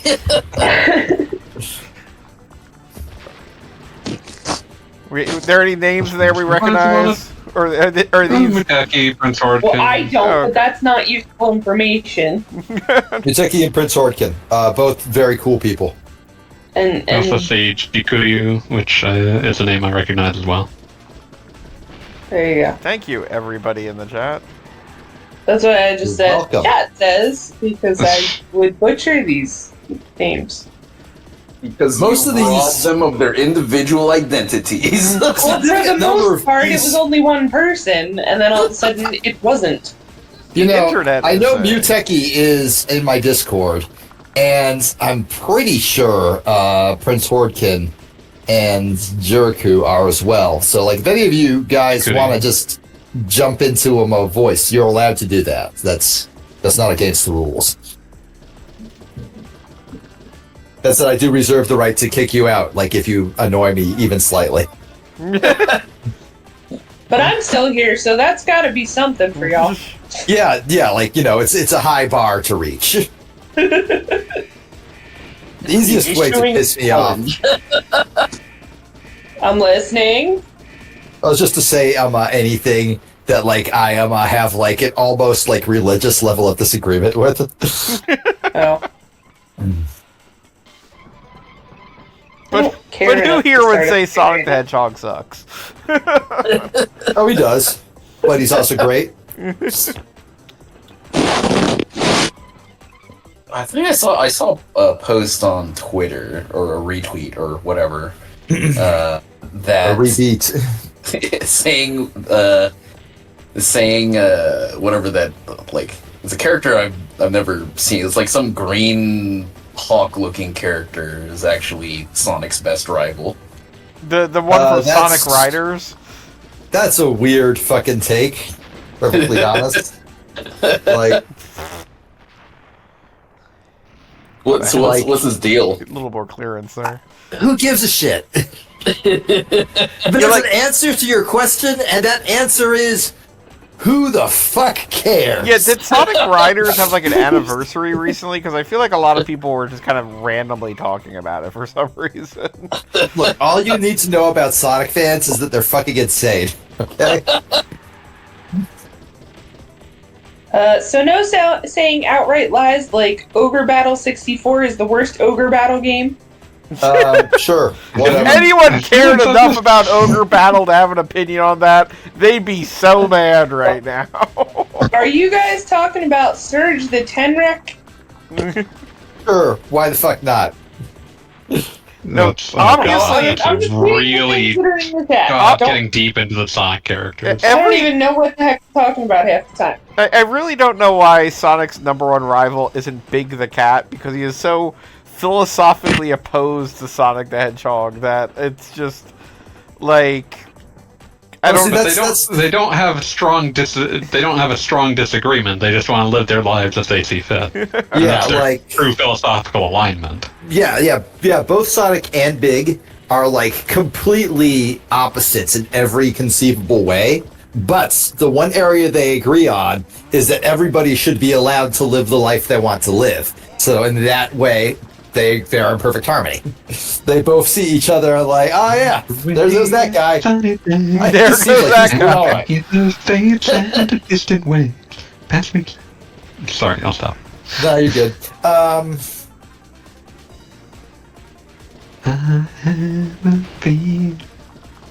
think Bongo in my Discord said that Sonic is an elemental force of nature, and therefore therefore no backstory can hold him down. Mm-hmm. Stuff has happened to him, but he doesn't have a backstory. He just sort of is. So Shadow gets all the backstory, which is why he sucks.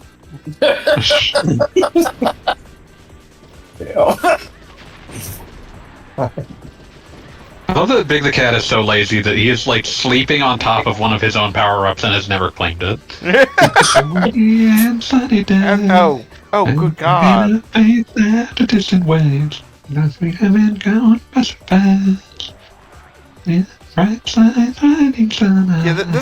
had forgotten how hateful Blast Core is on occasion. It's a game that it's a game that has any great game, 'cause it's been a trouble-free day. I bet you don't know where it ends. Feel energetic every everything's cool, it's excellent. all right. Sure. Every day's a new beginning, yeah. We don't know who we're gonna meet today. No more on the less that I can get. Keep walking for a new tomorrow, but I guess that I'm so happy now. Gonna set my heart free. Now I've got nothing to worry me. Come on, let's just go, go, go, go, go, go. Hey, big guy, All right. hey, little guy. Can you tell me who came first? I'm gonna call it a night. Good night, everybody. Have a great night. Yeah. No. Thank you for coming to this karaoke night. Natural. Okay, all you have to do is sit up, look left, right, up, and down. Okay, I'll stop. Good job.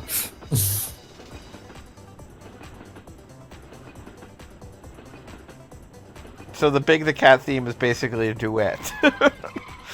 Yeah, it's because it's between Big and Froggy.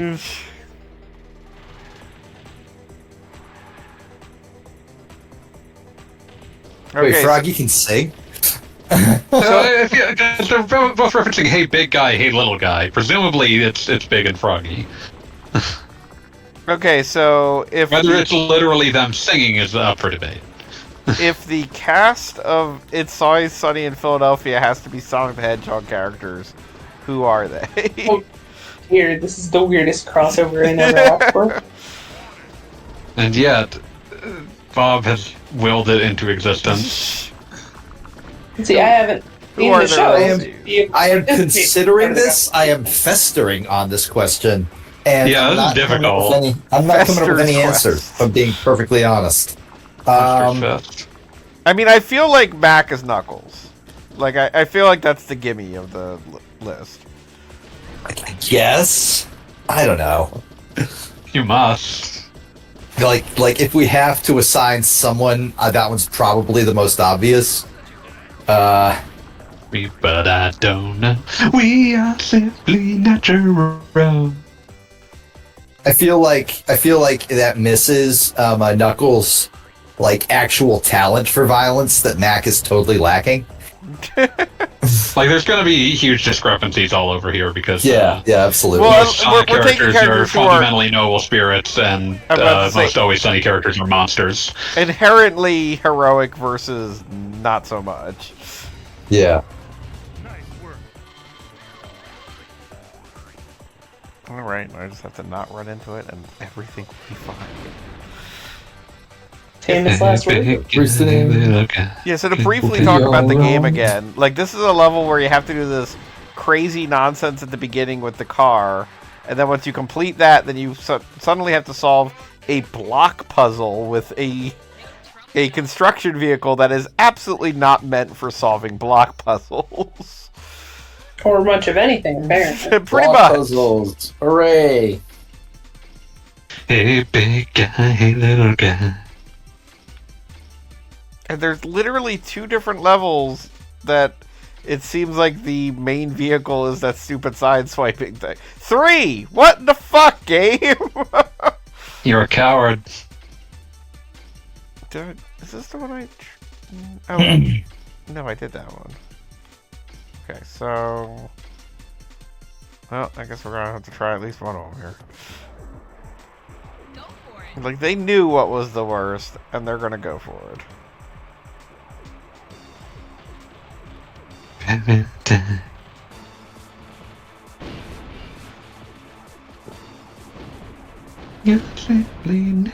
What is the record number of viewers you've had in one night?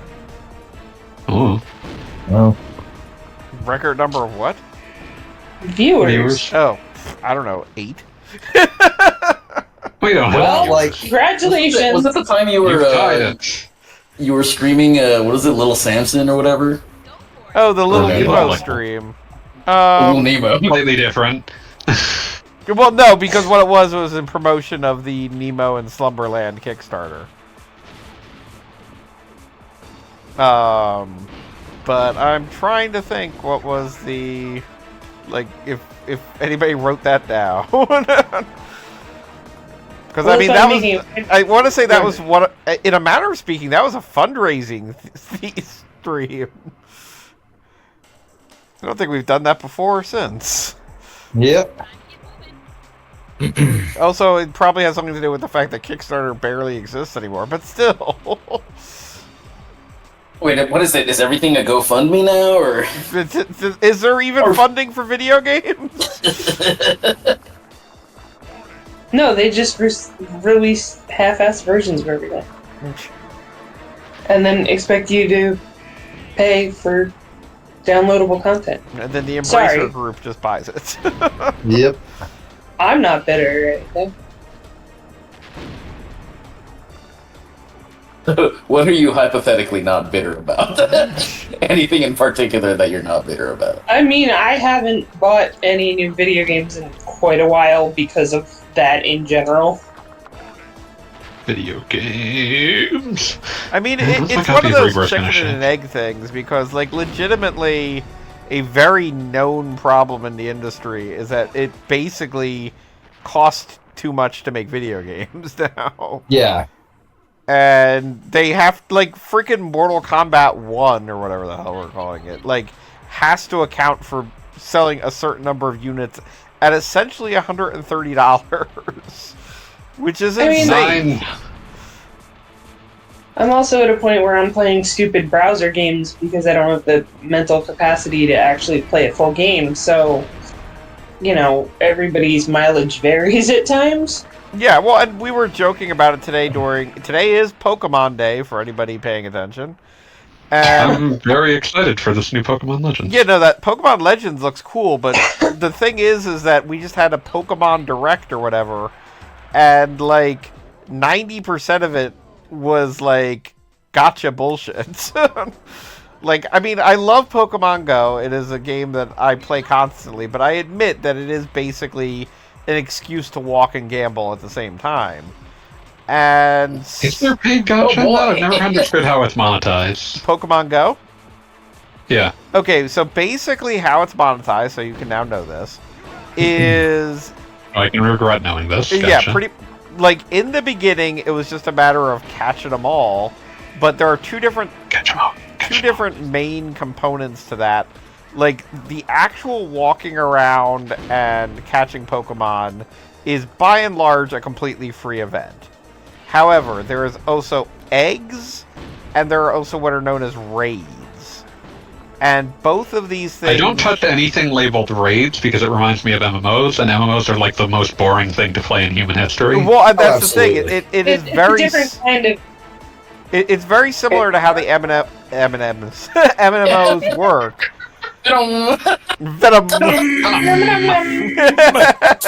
that adrenaline. Don't wanna know what But how Oh man, I'm so fucking excited for Venom 3. Like, there is one movie I want to see this year, and it's Venom 3. Can't believe you'd say that when Port Dune Part 2 is coming out. Oh yeah, no, that one. My wife and I already have tickets for. Like, we're gonna see that. But like, Okay. Venom 3. the raw unbridled enthusiasm is only for Venom 3. Yeah, yeah, fuck yeah. Dune 1 was fantastic. I am certain Dune 2 will also be fantastic. There's literally no reason to believe it will be anything other than great. But like, the Venom movies are such a weird, perfect mix of incredibly stupid and incredibly entertaining. I just love total fucking loser Tom Hardy. He's just so fucking good. But just so that we don't, just so they find this out. What was this? Okay, so raids. Raids are Yeah. by and large, any of the good raids, this is how you get legendaries, you know, the legendary Pokemon from Pokemon Go. Any of the decent raids, it needs to be multiple people.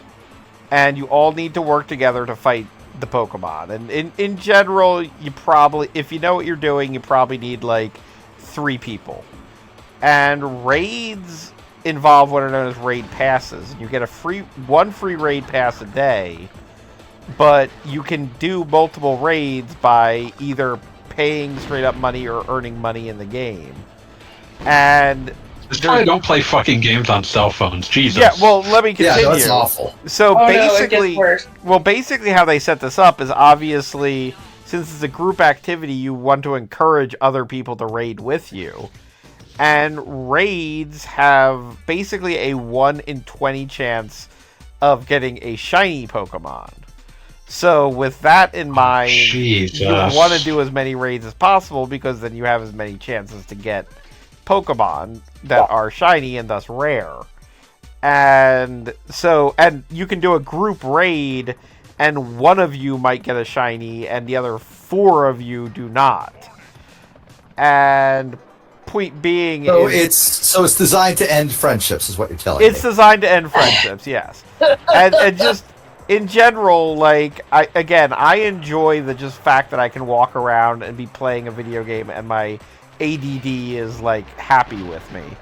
But like the people that go hard on the whole raiding thing, like you can spend a lot of money just doing raids all day. Because if you're not earning the money in the game, which the most you can earn in a day is 50 coins, which roughly every coin is a cent. And basically you can earn 50 cents a day total. A raid pass by itself is, I believe, $1. So if you want to do 20 raids, do the math. This sucks shit. I hate that sounds awful. Yeah, and Pokemon I hate that Go, the way that mobile games are monetized has just become accepted. Like, we just like, oh, it's okay that you do this. This yeah, is and, fine. and it is 100% a game. That's what I'm saying. Like, this isn't okay. And it's 100% a game that kind of gives itself plausible deniability by being like, oh, you get one free raid pass a day. There's nothing saying that you have to do 20 raids. That's the way the con works! I was about to say, and that's the thing. Damn First, it's free. I'm sorry, that in particular gets me so fucking heated. Because it's the justification of every fucking gotcha everywhere. It's like, not only you don't that, it's to. also how gambling addiction works. Yeah, it's it is literally 100% prey. designed top to bottom to prey on people who don't have that defense built in. It's evil. Yeah, this is why I don't play any of these fucking things. I hate that this is like something that's like treated as though it's like, oh yeah, that's just how mobile games work. That makes them evil. They shouldn't exist. Yeah, there are games that I will watch commercials for in the game to get power-ups and stuff, but actually... I 100% prefer that. Yeah, and like, it depends on the game, but like in the case of the Pokemon game, and Gogglebob can attest to this, while we were on vacation, was that basically I ran out of bag space. What I'm going to call bag space, storage space. I think it's literally called bag space, so you're good. well, okay, so there's bag space for your stuff, and then there's whatever the bag space equivalent is for the number of Pokemon you're allowed to have. And both of these cost coins to get more. Yeah. And so you can be in Mexico and say, well, I'd like to get more Mexican Pokemon, but I won't earn enough to get more storage until I get back. But by then I won't be able to catch any Mexican Pokemon, so I better spend money on this now. That sucks shit. And the reason I bring this all up is we had the Pokemon Direct today, and like the first 5 games that were mentioned, well, one of them's new, but all of them basically follow some variation on this model, and they're all running concurrently. Like, you can play Pokemon Go, you can play Pokemon Cafe, you can play Pokemon, whatever the MOBA one is called, Pokemon, they all Unite, fight. I think? Something like that. But Unite or something? Yeah, Unite. And they all have these ridiculous things where it's like, here's Pikachu with a new hat, you want that. And I don't. Yeah, exactly. I really don't. That's and the thing. Pikachu with the Santa hat and the sun hat and it's a bit much. Yeah, no, and Pikachu. They even advertised during this direct that Pikachu is getting a captain's hat. I saw that. All right, I have to go off on gachas and on Pokemon Go and on all this other shit because it is a righteous indignation in me. So I apologize in advance for what I'm about to subject you all to. The entire argument that, you don't have to pay anything serves only to victimize the people who do pay for something. Every single article about like some dude who spent $10,000 on the fucking Fire Emblem mobile game and stuff are always written with the attitude of get a load of this fucking idiot. That's always the case with people who spend an enormous amount of money on gachas or other games where, again, you don't have to pay. Paying just makes it faster, or paying just increases your chances. That's the way gambling addiction works. That's the entire point. And the entire, oh, well, you don't have to pay system only serves to give these companies a defense against taking advantage of the most vulnerable people, the so-called whales.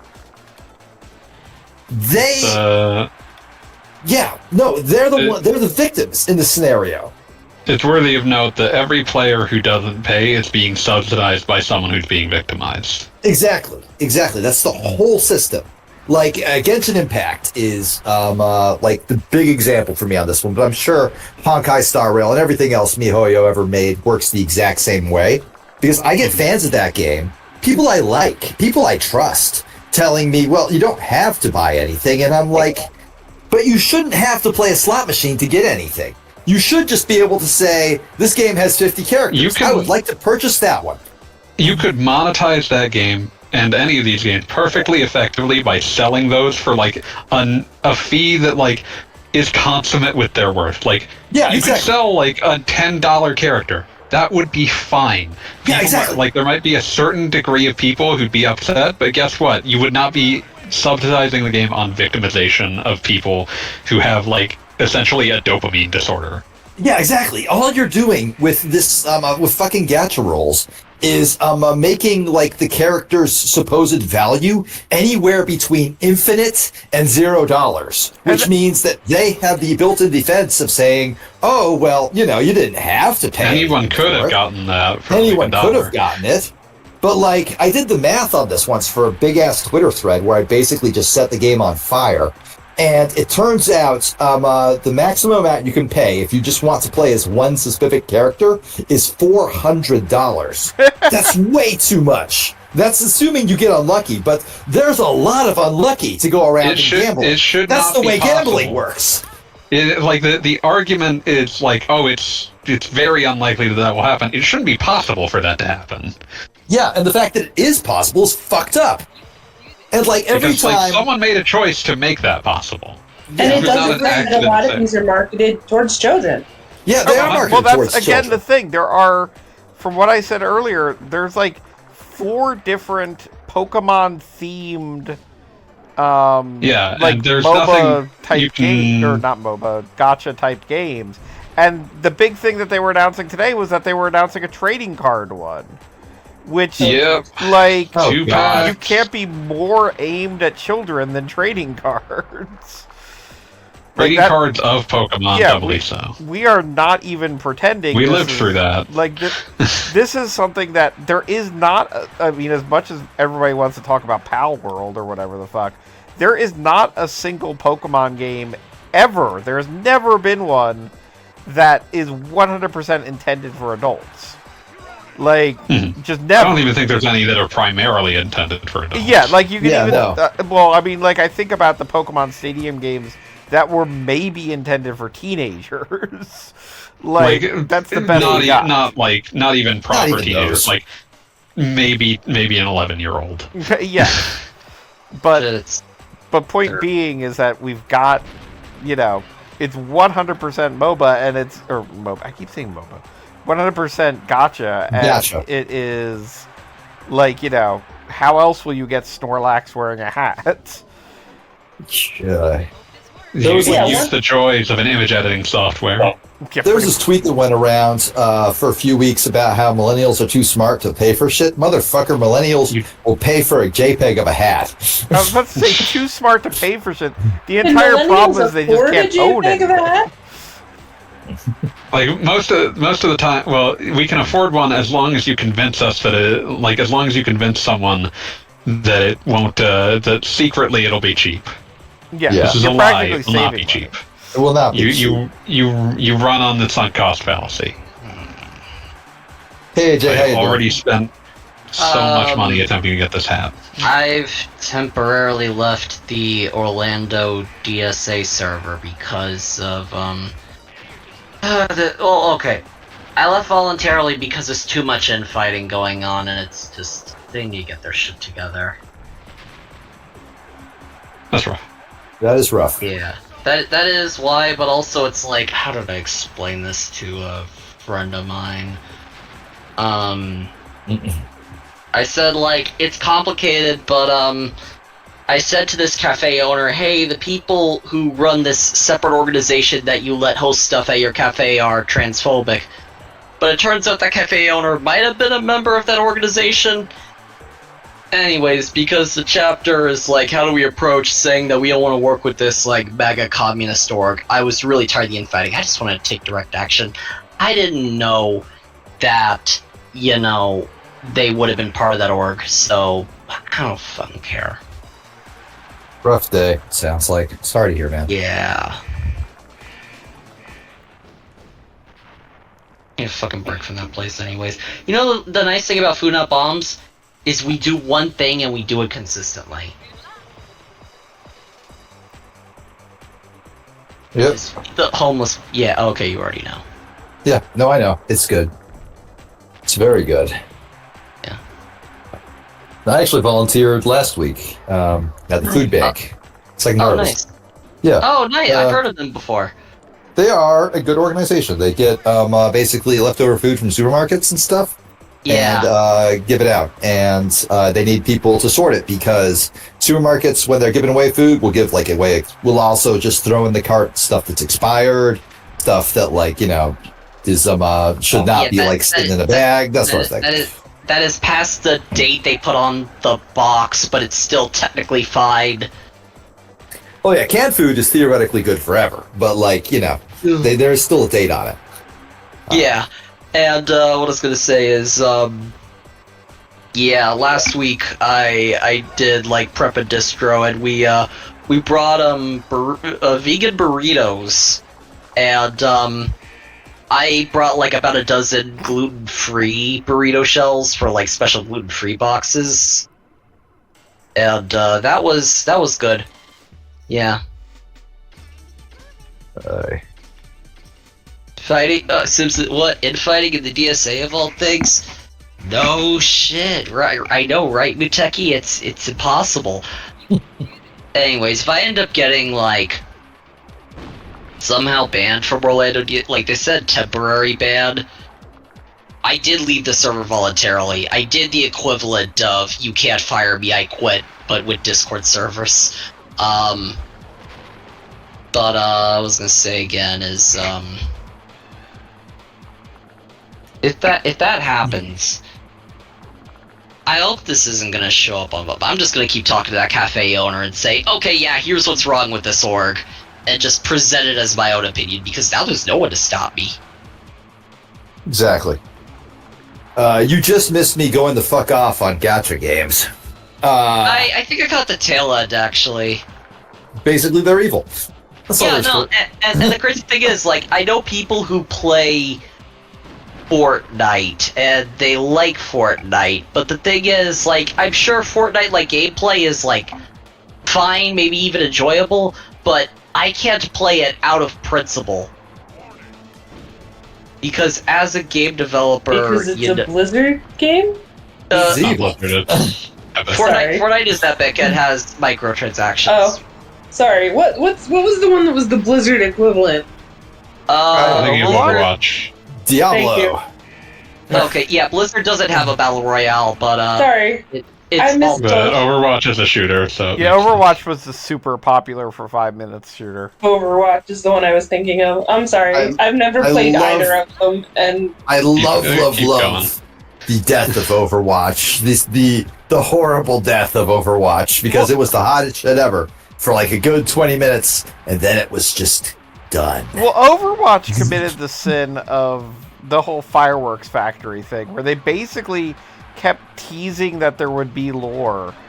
And they teased that for solid, like, 5 years? Like, That's the thing. I don't think Overwatch strikes me as the sort of game where you sort of have to have lore, because the entire point of Overwatch is that it's a vibes-based series. The entire point is that, who cares about the actual story? Like, the story has to exist who establish the characters, but the characters are the real draw. You're just supposed to pick the one you like and then imagine them sort of bouncing off the others and draw fan comics on Tumblr. That's the true magic of Overwatch. It is a vibes-based series. Yeah, and I don't, and it's a vibes-based series that, like, right from the beginning, they were like, here's a funny talking gorilla, and you're gonna, like, get cool stories about these characters, and you never did. Why would you ever trust Blizzard to tell a cool story? Well, I didn't trust Blizzard, but some people did. Decades of that experience should have taught you that Blizzard has never told a good story in their existence as a company. Yeah, no, I will reiterate, I never got into Blizzard, but I saw it happening, and I knew exactly what was happening. They were going to get to the fireworks factory eventually, and they never did. God. Fucking... I just remember seeing Overwatch. I interrupted, and I interrupted you, and I apologize. No, okay, so you were talking about Fortnite. Somebody was. No, I wasn't. I think AJ said that he's never contributed to Fortnite due to it being a gacha style game. I said I would never play it or like even try it out because it goes against my principles as a designer. Yeah, so there you go. Oh, as a designer. That was what prompted that. And then we got distracted by Overwatch. Sorry. It's very easy to get distracted by Overwatch. I love how Overwatch has, like, the character for everyone. They have the horny one, the horny one, the horny one, the horny one, and the weird one. And, like, some other ones, who gives a shit. Also horny. They have, like, a fat bomb guy. I think he's cool. Is he horny? He's also the horny one. Oh, my bad. You should just... Like, you are making such poor assumptions about horny if you think that the fat bomb one is not also horny. I thought he was intended to be gross, but my apologies. You are a fucking fool. You know what? Oh, I'm sorry, Gogglebop. Did you seriously, like, imply just now that gross and horny do not go hand in hand? Also, it is the internet. Gogglebob, you are such a... What year were you born in? What year was I born in? We're not discussing that here. 1983 or 4 or 2. No, you got it right at the first one. You are such a millennial. Everybody on this call except you is a millennial. All of that just says, wow. I refuse to accept that title. So broadly speaking, the thing I will say is that, and my broadest contribution to Overwatch discourse is that Blizzard has never designed a good character in their fucking lives, and the proliferation of Blizzard-style art is a pox upon the world. That is true, but Blizzard has designed many horny characters. Isn't that what a lot of, like, AI art, isn't that what a lot of AI art trained on Overwatch porn? Yeah, exactly. Look, the new pornographers of the day have to start somewhere.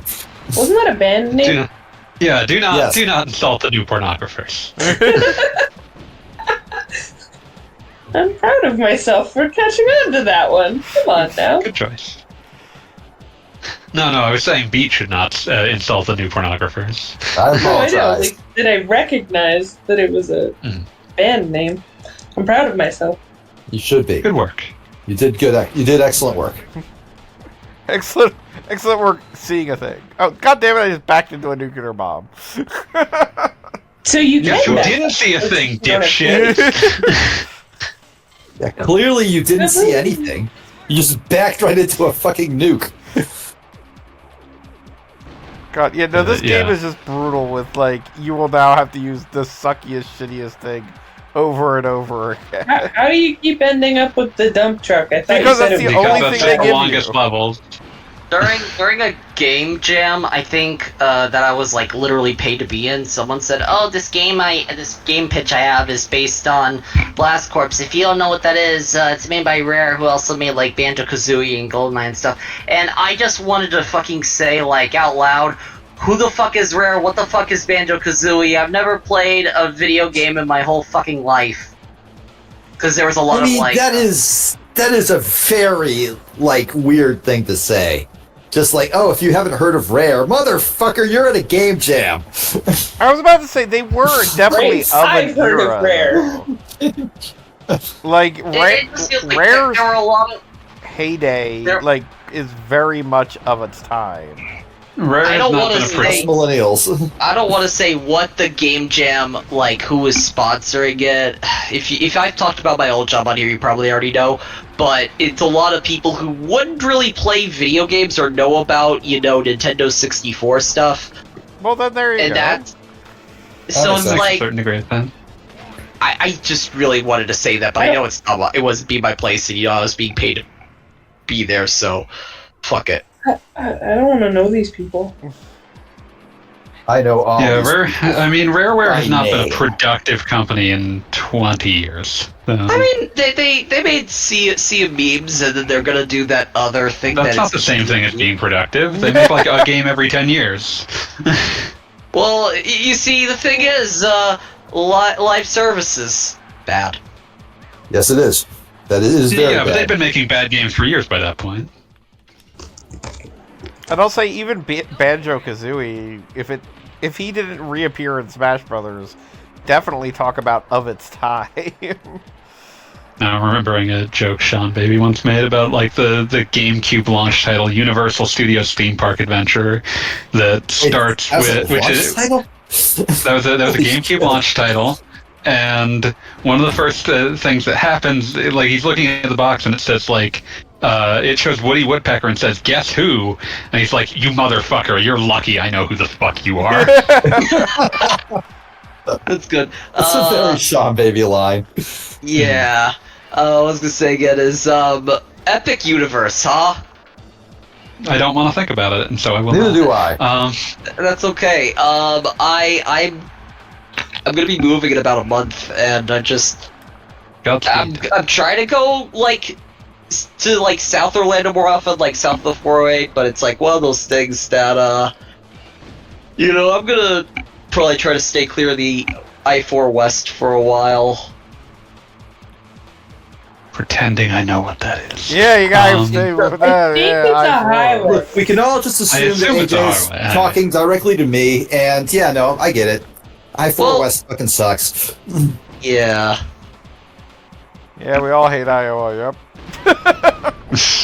I sure do hate Iowa. Fucking Iowa. Shit. I-4 West, not Iowa. Get your fucking ears checked. I figured that at least some people would know about it because like literally the most dangerous highway in America. Seriously? I wasn't Yes. aware we had earned that dubious I just honor. assume that any Florida road is in the running. True. A lot of them are, yeah. Yeah. But see, there are certain ones that like I-95, I-75 are like other states' problems too. Like I-95 is the entire Eastern Corridor's problem. Oh yeah, that's I-95 is everyone's problem. Meanwhile, this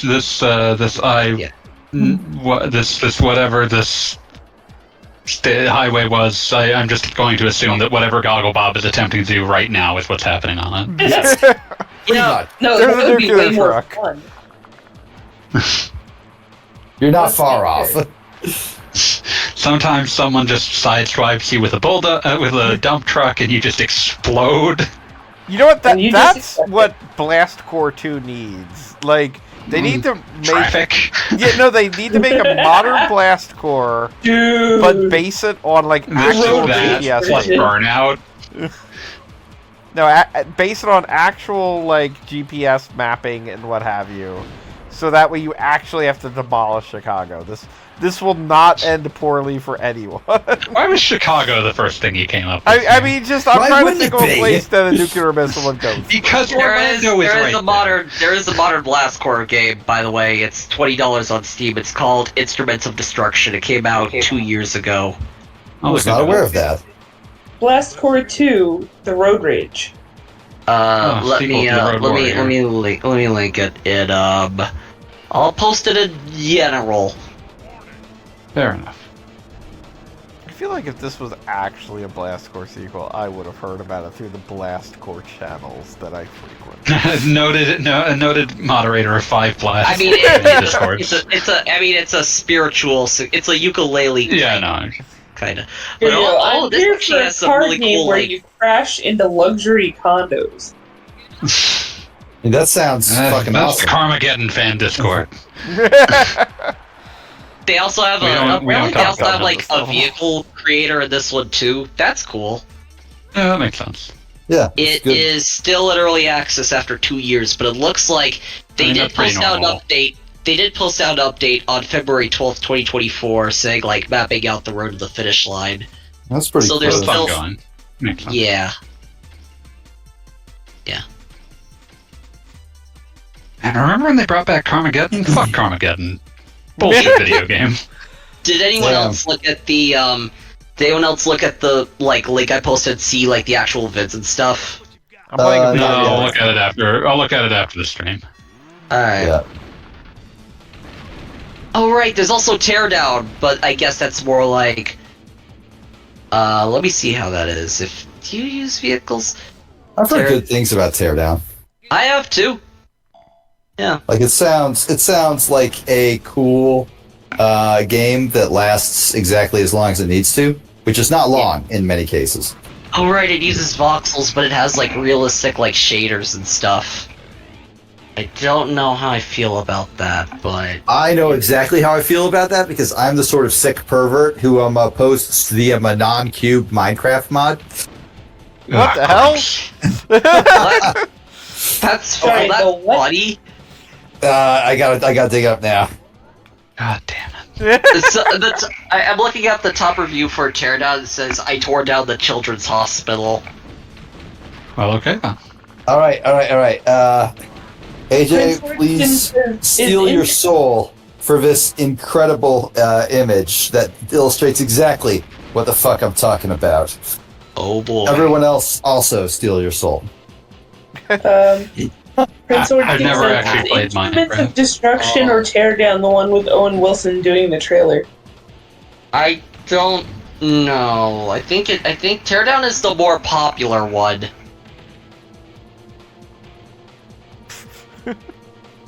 Important distinction. Oh. I mean, like, Owen Wilson's been big on Loki. What else has he been doing lately?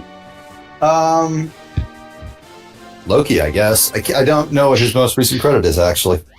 He was great in Loki. Like, he was fantastic in Loki. I agree. In fact, I would say Loki is the Disney Plus MCU TV show project that I would say was most successful in my mind. Like, season 1 was doing great, and then the season finale happened, and I was suddenly like, nope, fuck you, you retroactively poisoned the whole thing. Season 2 actually sort of brought it back. Like, I watched season 2 and I was like, yeah, that was all right. That was And now they're okay. getting rid of Jonathan. I am like, you need to be like Michelle Obama Majors. Yeah, no, Jonathan. It's good that Jonathan Majors got fired. As I have often said, if I was if I had just been signed as for like a 6-movie deal with the most successful franchise in history, essentially, I would simply not beat my girlfriends. But I guess I'm just built different. Yeah. I mean, I'm because just clearly thinking, you need that deal to not beat your girlfriend. I'm just thinking about how he I told don't know. his, I'm pretty good at not beating my girlfriends. I'm being I'm just completely thinking about how honest. he told his like white girlfriend. Like the thing I find most like, I think the word is incredulous, is that he was like, "I am a great man, like Martin Luther King or Barack Obama. You need to be my Coretta King or Michelle Obama." What the fuck? He said that. I'm not thinking I about would that love to ever see again. Michelle. I am also not going to ever consider that one ever again. I'm letting that one exit my brain as quickly as possible, in one ear out the other. I'm sorry, but like that, I don't have the space for that. Whatever Prince shit Hordkin that was. asks. Prince Hordkin in the chat asks the reasonable but tragically no question: can you zoom the camera out? Nope. No. Not. There have been a few moments where I've tried, just instinctively. I've got all these camera buttons and they don't do anything. Yep. Fuck you, it's the 90s. We don't have cameras yet. I mean, we did, but the broader thing is probably that zooming it out would probably have just absolutely murdered the frame rate. So that's likely absolutely. Yeah. Someone probably ROM hacked a thing where, like, using the D-pad can zoom out the camera. I could see that, but also I don't want to see that. I'm good not seeing that. I think also, like, all or maybe most of the Rareware games on Nintendo 64 have, like, widescreen support, like, natively built in. Really? Yeah, that's weird. That's fucking weird. There's a handful of games from that era that do that. And Pac-Man World does it for some reason, and it completely wrecks a bunch of the shot framing. Pac-Man World is PS1 though. Yeah, I'm saying Pac-Man World. I'm saying games of that era. Okay. Yeah, that basically I am looking here. This is a rare game. Rare. Okay. Yeah, a lot of rare games did, but also some that aren't, like World Is Not Enough and Mission Impossible. I love Mission Impossible. It sucks, and I love it. You know what? The Game Boy Color one, game may not be the best ever, but you know what? It did have an infrared, like, recorder. So you could, like, take your TV remote and then record it on the Game Boy Color, which had an infrared receiver, and then have it, and then replay that so you can use your Game Boy Color as, like, a TV remote. There were no good uses of the Game Boy Color infrared port, but there certainly were weird ones. Well, here's the thing. You could use it. I read a story, and I think this could be true. Is that someone, like, their dad was, like, trying to watch golf, and they just recorded the input from their TV remote to, like, change the channel to something different just to fuck with him. I'm imagining doing that and not expecting to have my Game Boy confiscated and get screamed at for 3 hours. Because he wouldn't know that it has an infrared sensor. I'm just saying I'm imagining having a parent that's reasonable enough to not assume that I'm fucking with them somehow and yell at me. I was about to say, the funny thing is that most people, even without overwhelming evidence, will assume that the guy with the electronic device is doing something to mess with the other electronic device. I mean, it sort of follows. I actually see something. Because now I'm remembering... Thunder Fist here seems like a tremendous overkill for breaking these boxes. This is absolutely, again, the game just fucking with you, where it's like, these tiny boxes have to be defeated by Thunderkill, or whatever the hell. It's Silver Junction. Best to date.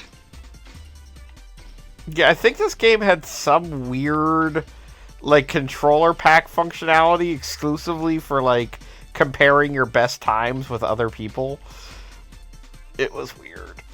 Is this the one that I just keep looking at Amazon being like, when are you going to send me my Final Fantasy VII Rebirth confirmation? I got confirmation of shipping from Target today, so I was happy.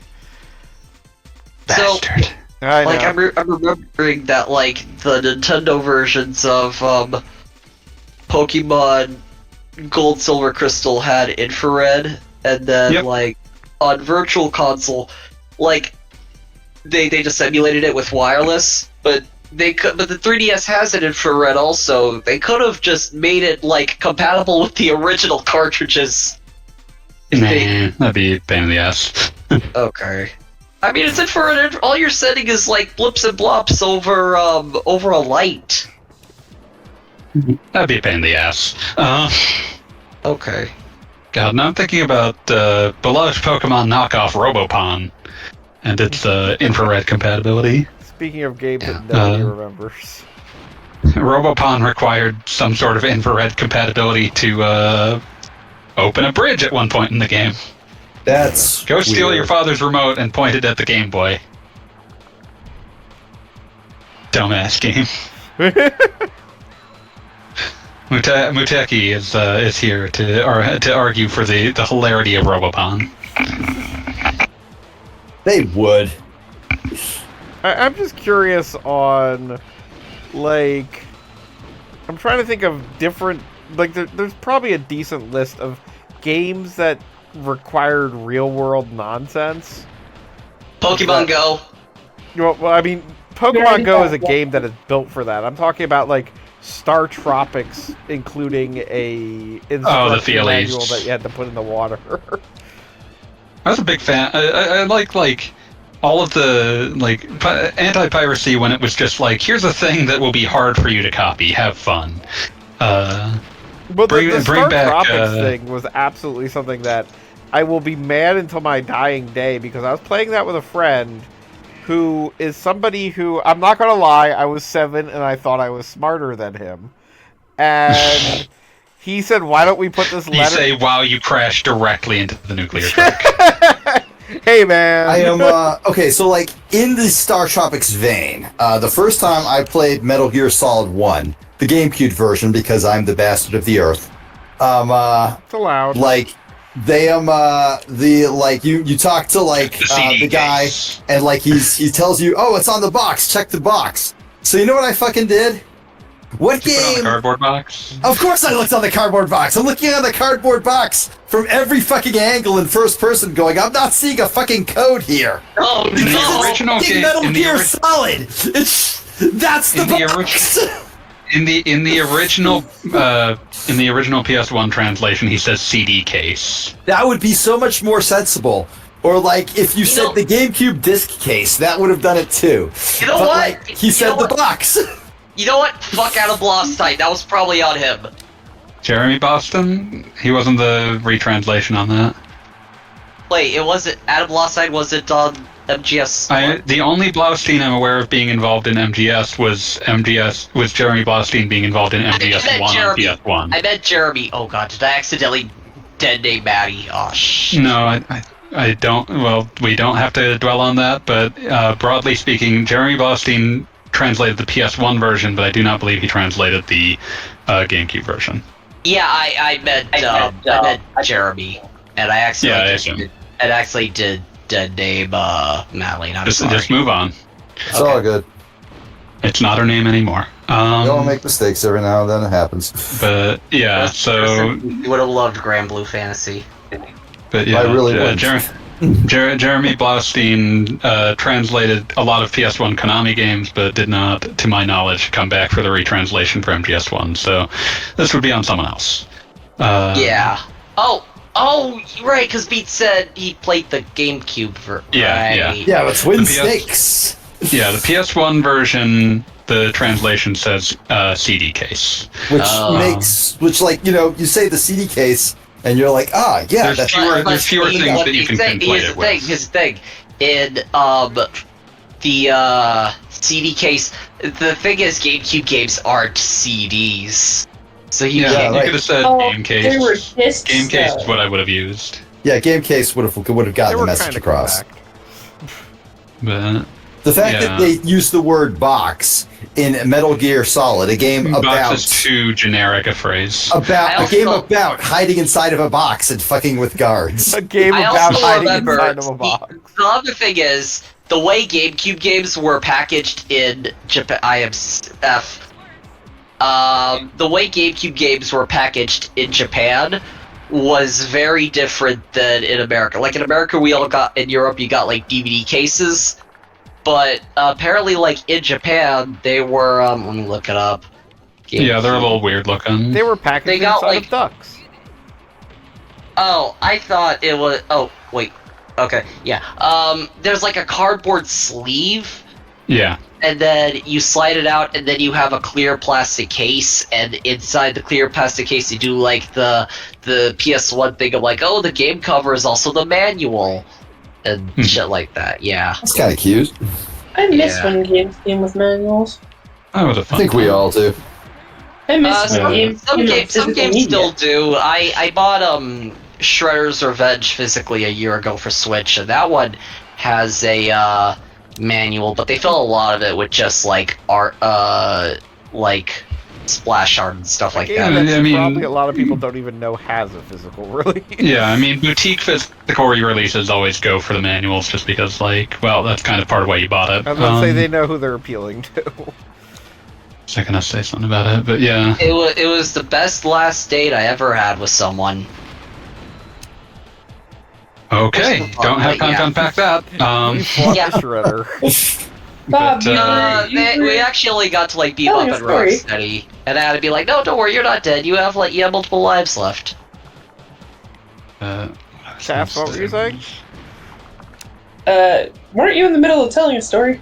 Man, like that was probably like 7 being That was like 7 5 years old. digressions ago. We all know how these work, but go ahead, I'm Gogglebop. Tell invested us. in the story now. I don't remember what the story was. What story are we talking about? You were like 7 years old and thought you were smarter than somebody. and then Oh you blew up yes, the I game. Star we all roughed Tropics. I was like 7 years old. I thought I was smarter than this other kid, and he's like, we're trying to figure out how to progress in Star Tropics, and he's like, well, why don't we take this letter from the manual and put it in water and like see if that actually helps? And I'm like, no, man, you're going to ruin your instruction manual. And like, even as a 7-year-old, I'm like, you don't fuck up your instruction manual, man. But he did it, and then we made progress. And you were just pissed at the game forever. And I was because just he had been mad right. forever that like that was actually what you were supposed to do. How dare Bring you back- expose me to lateral thinking? Bring back Monkey Island's Dial-A-Pirate wheel. No, that was well, and also I will always remember King's Quest 6 came with like a Here guide. today, gone tomorrow, or is that That's the one or is that that's Absence the one makes the with Heartgrow Alexander? fonder? King's Quest 6 is the one where you're playing as the sun in the. It's the second Alexander game because King's Quest 3 is the first Alexander game. Okay, yeah, it's the second Alexander game, and it comes with it comes with 2 manuals as I remember it. One is like a more traditional manual, and one was a guide to the Isles, which included like a goddamn like its own language. And I just thought this was annoying fluff that was supposed to make you like You fool. like endear you to the universe or whatever. But no, you were supposed to use that like translation on the Cliffs of Madness to make any sort of progress. And it was One, awful. That's cool, but 2, I was fucking right. King's Quest 6 air today, gone tomorrow. Okay, then there you go. Yeah, no, I don't remember the subtitles because they're mostly That's dumb. terrible. I hate it. Oh my god. King's Quest 5, Absence makes the heart go yonder. Oh no, Graham. And now I'm thinking about that like takedown of Sierra Online or Sierra Games, whatever the fuck they were called. That was just about like how they got like the psychotic police chief to make Police Quest. Oh, Daryl F. Gates presents Police Quest Open Season. Yeah, why would you do that? That's just So, Police Quest 1 through 3 are weird because they're made by like the one cop who got someone killed and had their entire mind ruined by it. And so they made a cop game where if you ever betrayed any form of protocol at all, you and everyone you knew died instantly. I'm just laughing Daryl- at the concept once again. Because it's just like some guy where like one fucking traffic stop went bad and people died, and he was like the one cop who was like, "Oh no, what have I done?" Daryl F. Gates' Police Quest Open Season was made unsurprisingly when Sierra Online like business head Ken Williams was turning into a crazed reactionary conservative. Who got there's no story that has a good ending that starts with crazed reactionary conservative. Can I just say obviously. that like I'm almost finding it quaint that there was a time when a video game designer's politics could influence the games that are coming out. I mean, it still kind of does. Just it's the company head instead. But, All right, like you say that, but Ken Levine exists in our world, and like everything I've seen about Judas, Space-O-Shock, makes me think that he really thinks he's cooking, by making a video game about cancel culture. Okay, we're not getting into that. You call it Space There's already a Space Shock. We're not getting into that. It's called Prey 2017. We're not getting into that. Okay. What else I was gonna say is I'm just also remembering Police Quest. Like through all this shit going on leads to SWAT 4, which in turn was developed by. 5. Well, here's the thing. SWAT 4 was developed by Irrational, which which was Ken Levine's studio, but is that how Ken Levine came into the conversation in the first place? No, Ken Gogglebot said something about how I was joking about the fact that authorial voices. Let's put it that way. Yeah. So not surprising he worked on SWAT 4. But yeah, Ken Williams turning into a crazed reactionary conservative paves the way for being who should head up the new Police Quest? This deranged man who had a substantial hand in prolonging and creating and prolonging the LA riots. Well, here's the thing. I'm trying to figure out why he where the fuck I'm trying to read his Wikipedia page. It doesn't say anything about him being reactionary conservative. Ken Williams, go look up the thing that brought this into the conversation. Beat was talking about I know about an old Vice article. Oh right, I guess I could read the Police Quest. Why the goddamn see where the fuck is hired. it? Yeah. Here we go. It's a Vice.com article. Isn't Vice in its death throes Vice now? is just exploding now. That sucks. There might not be a Vice article tomorrow. So you read should read it now. that way, Ken. Somehow, Roberta Williams is still married to him. But they got divorced at some point. I guess not. No, it still says they're married. There's a picture of them together at the GDC from 2022. Yeah, they got back together. They certainly were together long enough to do the Colossal Cave reimagining. Yeah. But so that fucking thing is that entire thing is a product that could only exist. The Vice article does a great job of bringing up that it's something that could that existed to fulfill the egocentric passions of Daryl F. Gates, a world where he is eternally the police chief, and like how John Madden would eternally be football commentator.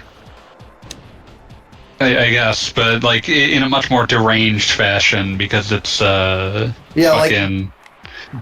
John Madden football commentator is much more just, of course John Madden wants to talk about we paid football. to put his name on this, so we put him in the commentary. Whereas in this case, it's him creating this ideal world where power was never taken from him, and he can preside to defeat the evil minorities who are seeking to destroy the fucking suburban white way of life. That's a game where you where the villain is a evil trans serial killer that you kill with a flamethrower. What, Police Quest open season for real? Fucking A. By the way, deranged video. Police Quest stream was up 10 viewers a minute ago. How? People love Blast Core. The people cry out for more blasting. The people cry out for Blast Core. Now you need to make a charity stream for Blast Core somehow. We will bring Blast Core back. We can save Blast Core. We can save Blast. Revive it. Oh, bring him back. Bring him back. Now, on lighter news, did anybody see that article about EGM 2 and Final Fantasy 8? Yeah. No. What? I regret to inform everyone that Final Fantasy VIII is still fucking terrible. I disagree, but the whole point of the article is apparently that somebody complained about Final Fantasy VIII, and then he got trolled for 2 years by the magazine. Magazine, upon its rebrand to Game Now, and this is all in like this fucking blog on some website that's like called like FF8 is still the best one or whatever. It's some shit like that. But basically, when EGM2 turned into Expert Gamer was around the period where they were covering some like the PS1 Final Fantasy games, the PS1 like eventually they like whenever a reader writes in saying, hey, every time you bring up Final Fantasy, you run this same screenshot of FF8. It's like the screenshot from right near the end, where the entire party's standing there, about to move into Ultimacia's castle. It's not a particularly dynamic shot. I'm not sure why it was their general library shot. It's probably because it's one of the few times in Final Fantasy VIII where you've got the full cast 100% right there. I'm guessing that's the reason. Yeah, basically someone writes in saying, hey, why is it that every time that you bring up Final Fantasy, it's that screenshot that gets run? Why you should at least, if you're going to do that, be running a screenshot from a good one, 7 and 9 or better. When their successor magazine Game Now launches, they're pulling out letters to fill it out, since they obviously don't have letters addressed to Game Now yet. But that gets pulled up, and they proclaim that FF8 was like that it's not as good as 9, but it's better than 7, and we're just gonna keep running this essentially just to spite you, and found a way to sandwich it into every issue of that magazine in its two issue run, and then on the last issue, they made an entire page that was just that screenshot. Now that is almost an achievement in spite. That's almost like PC Gamer Witcher bathtub like 15 years earlier. Yeah, except the Witcher bathtub screenshot's actually funny. But they are. But fanboy's getting to the punchline. Yeah, I'm getting to the punchline, which is that if you line up the spines of every issue of Game Now, it's impossible to tell what the design is from just one issue, but if you line them all up in order, it's that screenshot again. They put the whole thing on the spine. Amazing. And this is was noticed by the person writing this article because they were collecting all the magazines. Yeah, put them all together. It was not a magazine in high circulation. It didn't last terribly long. It's very rare that you would see them all on a shelf together, so very few people would have ever known. They had to have known the magazine was going to end at that time if they were to do this. I mean, I think that they were just intending to do it until it just lined up that they were able to get the full screenshot out before the magazine got murdered, because it's running for at least a dozen or so issues. I mean, you can recognize the picture from the spine. I'm not 100% certain it's the complete picture. Yeah, it's enough that you can tell what it's doing. Yeah, but you can see what it is. You can tell what they're doing. Because, I mean, this would have been congruous with, when Nintendo Power did, Mario 64 model on their spine as they were going through and stuff like that. Yeah, spine art things like that were pretty common at the time. Yeah. Remember physical magazines? I do. I have a library of EGMs and official US PlayStation magazines that run from 2001 to 2009. Cool. At this point, I might have every issue of Nintendo Power, and that's insane. That's terrifying. Most of it was when it was due. But yeah, the reason that I have this terrifying command of video games from that era is that instead of having friends, I just read magazines about video games over and over until I memorized their contents. And that's why we're friends, because I did the same thing. Yeah, so, someone had to remember that Ice 9 for the Xbox was announced but never released. What is Ice 9? shitty first-person shooter. What's important is it doesn't exist. You don't know it was shitty because it never got released. Yeah, it never happens. The odds of it not being shitty are pretty low. Early Xbox games are real bad. There was an Ice 9, a game called Ice 9 that did come out for the Xbox 360, but it was much later and unrelated. But yeah, like the early Xbox library is fucking incredible because it's just like a cavalcade of the worst games. Games that never came out for anything else, made by companies that basically never made another game, and just awful in every way that you can think of. I was earlier in Beats Discord ranting about one of my personal favorite whipping boys, Azuric Rise of Parathia. A game for no one. But I remember reading a review of it in a magazine where they described it as like Xbox's failed attempt at making a Zelda. that's basically what it's shooting for. Like, when you look at it, it has the stink of something that was designed for, like, of a developer that had experience with, like, PC games of the era, where, like, the rendering style has not shifted meaningfully from how PS1 era rendering looks. So it's just that, but over, like, much larger environments, and it's really strange and awful looking. What game again? Azuric Rise of Parathia.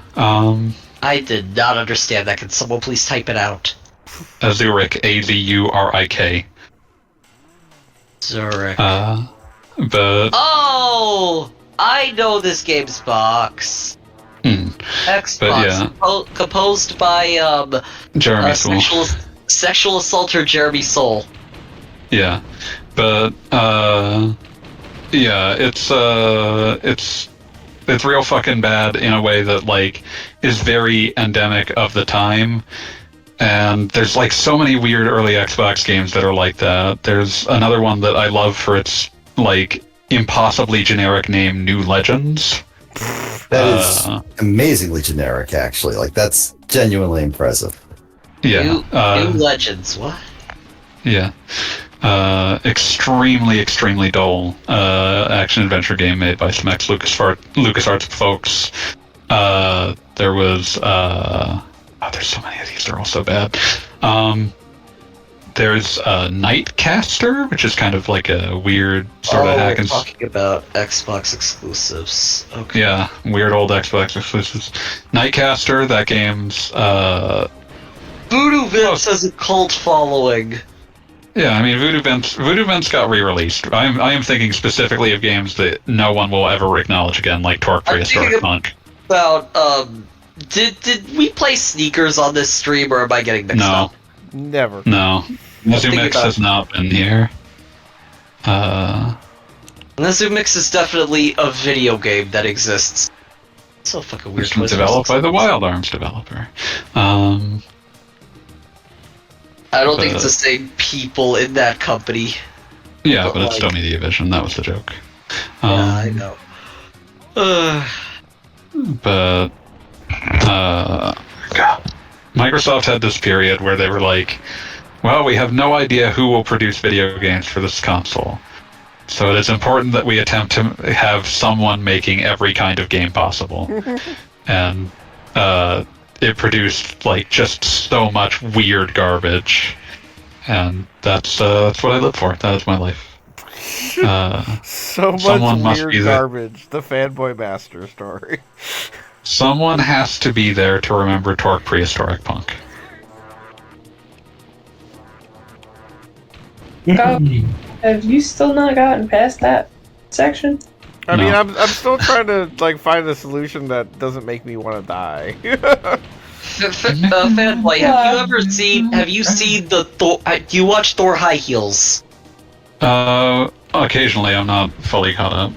Okay, I'm in the Discord server. But did you see the Japan-only exclusive Xbox games video? I have not, but I have a lot of terrible knowledge on that subject, so I'll have to check that out. So See you if there's someone know missing. about dinosaur hunting? Yeah, dinosaur hunting. Yeah. That one had like a leaked, incomplete English version as well. Yeah, and then God, what was that other one? It was some like military kind of game. Oh, and he also talked about Rent a Hero. Rent a Hero is #1. It's like it's like Yakuza came from like Rent a Hero, Shenmue, and Spike Out, having some kind of like fusion or whatever. Yeah, Rent a Hero was a weird ass game on the Genesis, and it was a weird ass game on the Dreamcast, and it was a weird ass game on the Xbox. But I love how close we came to getting that version. You can kind of see the DNA of Yakuza in it too, right? Like it's Yakuza, but it's just sub-stories. And if like the actual combat wasn't fun, but yeah. Yeah. I probably should play it just for like writing inspo. And then they have Goodbye Electronics. Oh god. As opposed to Best Buy, but it's like Mm-hmm. Yeah. It's merely good. But yeah, Rent a Hero is a fascinating little, a fascinating piece of trash. All right, so I just pushed a TNT box into a nuclear bomb, so I'm going to call it a night. That's you probably play a the different wisest N64 choice. game on here. It's like 11 o'clock, man. 11:30. Yeah. Yeah, and there's a guy upwards on of 10 viewers are like they're anxious for sleep. I can tell you. Wait, there's a guy on the Kansas City Chiefs whose last name is Sneed. That is so fucked. Okay. I believe in Sneed. So we're gonna call it there Actually. for the night. Thank you everyone for watching Blast Course. Next week we will probably play Room something Mania, else. Room 203. Huzzah! Noop, everybody. Good night, everyone. Hey. Good